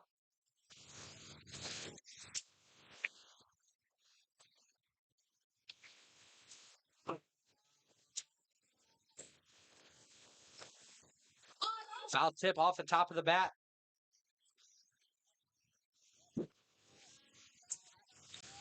So it's a battle between Ekoff and Williams. 2 current pitchers as Ekoff is now in pitching again. Started, then came out and is now most likely going to close it. And that one is called low and inside.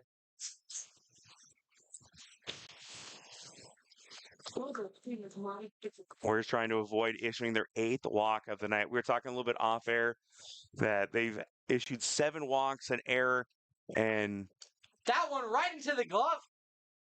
And they can just...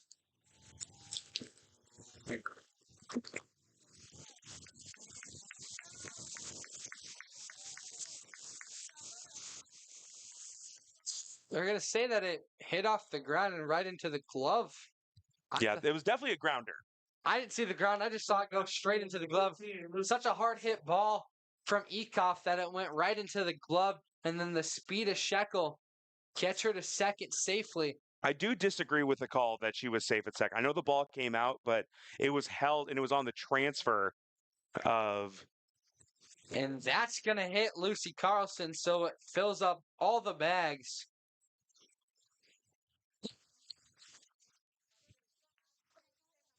Is the head coach going to have a chat with the umpire? I think just going to, it's for the courtesy runner. Yeah, it should be Sanat again. It is not. So some scores around the Little Hawkeye, or around the class of 4A. For Pella. Newton takes game one against Oskaloosa 11-1, and then currently in the seventh inning, it is tied 4-4. Swing and a miss, strike one for Riley Parks.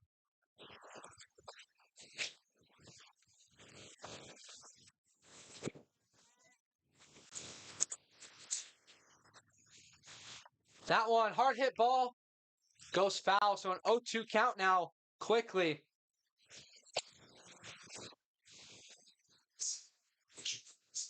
On to Parks.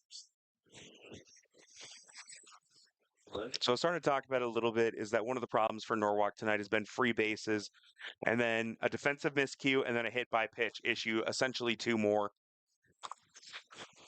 It's been a tough night for these Norwalk pitchers. They're going to see that ERA balloon a little bit. Strike three, swinging. Riley Parks goes down. Williams. Fifth strikeout of the night for Williams. Braylon Van Zanti. So second out now, Braylon Van Zanti.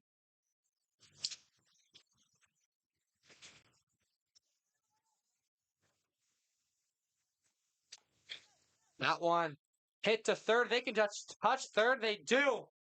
Get the out and no runs scored.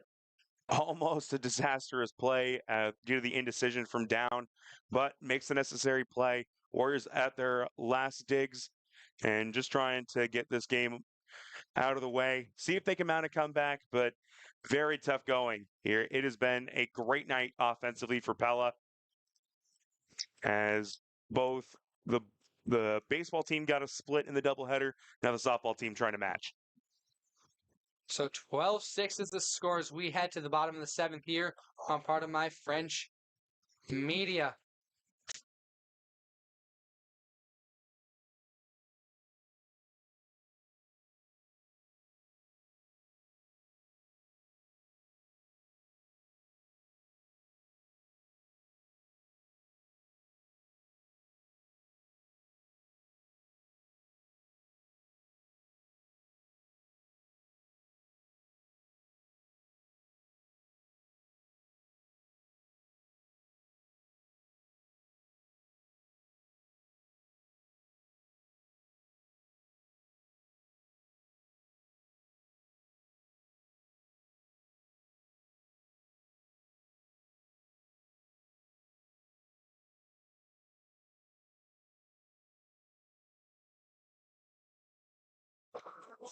Back here in Norwalk, it's the bottom of the seventh. Norwalk down by 6, trying to get something going. Some more score updates. We mentioned that it was 4-4 in the seventh. Newton and Oskaloosa have each scored now in the eighth, 5-5.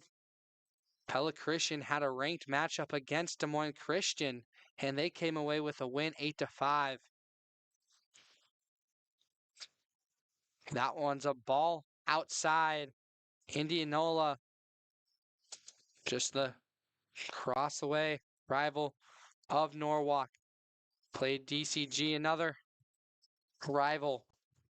That one fouled by Grace Bordenero.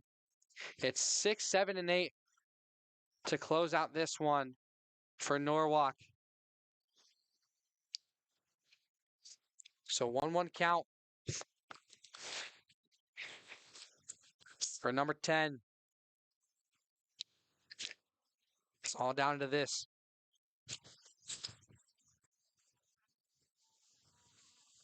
And still Lennon Neikoff. That one goes inside. 2-1 count. So 2-1. Bordenero trying to keep the hopes of her and this team alive. Hard hit ball, but Shekel picks it up, fires, and away it goes. So That the first out. I was going to say, that has just been the story of this game. Katie Shekel all over the field.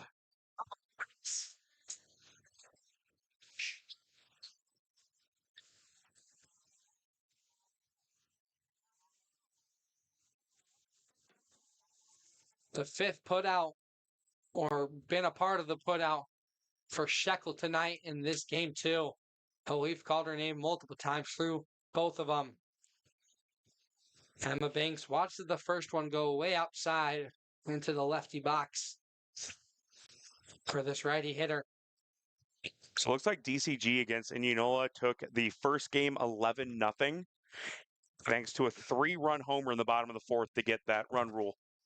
Indianola won? No, DCG beat. DCG. I was going to say. DCG atop of the little Hawkeye Conference ranking and ranked number 4, I believe. Yeah, and they're in Class 5A this year, too. Number 4 in 5A just shows the dominance from the Mustangs. They won the second game 5-0. So combined 16-0. Great work, or great week for DCG. They swept Norwalk earlier this week. I think that was last night, actually. So back-to-back impressive doubleheader wins over 2 conference rivals. 3-1 now as that one goes outside and it puts a runner on. Emma Banks at first. Warriors number 5, Lily. And it brings up Lily Garvey. Go, Lou.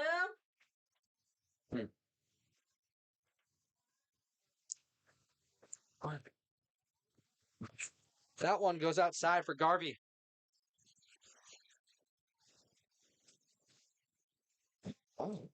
So 1-0 count now for Garvey as this Norwalk squad trying to keep the game going. Hard hit ball in between the gap of short and third. Moves the runners along. Warriors not ready to let this one go just yet. One out back for the Warriors number A couple of nice hits, down. or a nice hit by Banks, or by Garvey after the walk by Banks. Now it's down. Up to bat, the third baseman, number 6, has had a rough night in this one and just kind of throughout the game. Had a nice start to game 1, got on base, and then was stranded at third, singled and scored in the fourth, and then since that point has got 4 straight outs, struck out, flew out, grounded out, and then struck out looking in the 5th. Now here in the 7th, trying to do anything better than that. That was the cycle of doom and despair. Strikeout, swinging, strikeout, looking, fly out, and a ground out. So 1-0 count as she watches that one. That one into the dirt. Nice eye for down as that one looked like it was going to stay in, but then just dropped. So good not to try for that one. And Coach Livingston had to have preached to his Warrior squad. In this situation, you cannot be swinging for the fences. You have to play consistent. You have to play ethical baseball because you cannot drive too much. Yeah, any out puts you that much closer to losing this game. 3-0 count. That one goes inside, walks the batter, Alyssa down, makes it bases loaded, and it brings up the top of the order. Number 21, Danny Peters. 5th time around for Peters as they're going to have a chat with Ekoff. And they're not going to bring in a new pitcher. Wondered if they go back to take Groton Ice. But they're not. They're gonna, No, I think they're going to let Ekov finish this one out. unless things get crazy, which who knows? All Danny Peters has to do, bring 2 runs in, and then we load the bases up again, and Hadley Michael hits a grand slam. We're tied. Boom. Molly Harper, solo shot after that, we win. Walk-off home run. Call it us. Call it a night. Danny, do something special.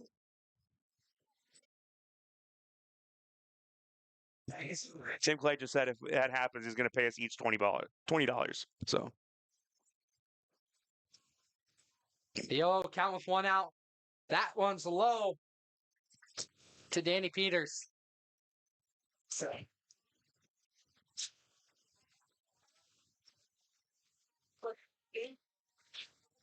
the 1-0 count to Peters. Calls it a strike. 1-1 count now. She wanted it. She itched at it, but decided to pull back, and it was a strike either way. So the 1-1 count now with 1 out. Hard hit ball. That one drops. They're gonna send the first. And they could have sent the second, but safety calls. It went in and out of the glove of the left fielder, Mallory DeShaditz. But it does score 1, so 12-7. you know, if you got to go station to station, do what you have to. Danny Peters, great job getting on base there. Allie Williams now. That one's low. It goes into the dirt, but it bounces back. Pella saved by the backstop. As it's a ball that just gets out of the glove of Lucy Carlson. A rare miss from Carlson. And Harvey wanted to go, but was smart in pulling back on that one. That one's another low pitch. Brings up ball 2 with no strikes, but Carlson gets behind that one as it was in the turf.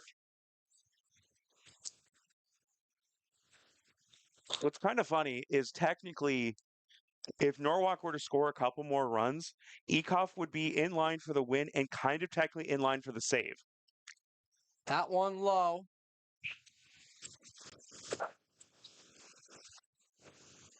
Not as familiar with softball as I am with baseball, but I think that may be the first of anybody seen.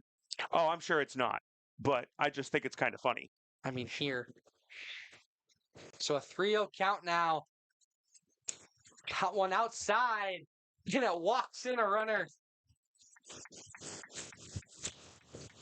And Garvey is in. For the So last one. it's down to third. Peters to second. Williams to first. All right, we're 2 at-bats away. We need a Hadley Michael grand slam and a Molly Harper solo shot. So in a way, it still works out. That one goes inside, but catches the edge. 0-1 count on Hadley Michael.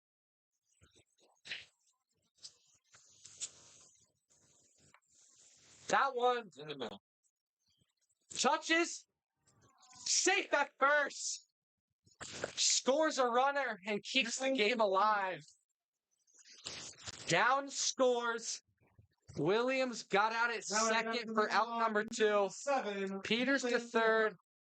Hadley Michael turns on the Jets and gets to first safely as Harper is the tying run at the plate. The pitch. Watches it down the middle. 0-1 count with 2 outs.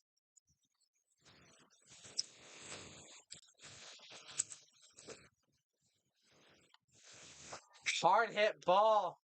Harper wanted that one. So the 0-2 count now.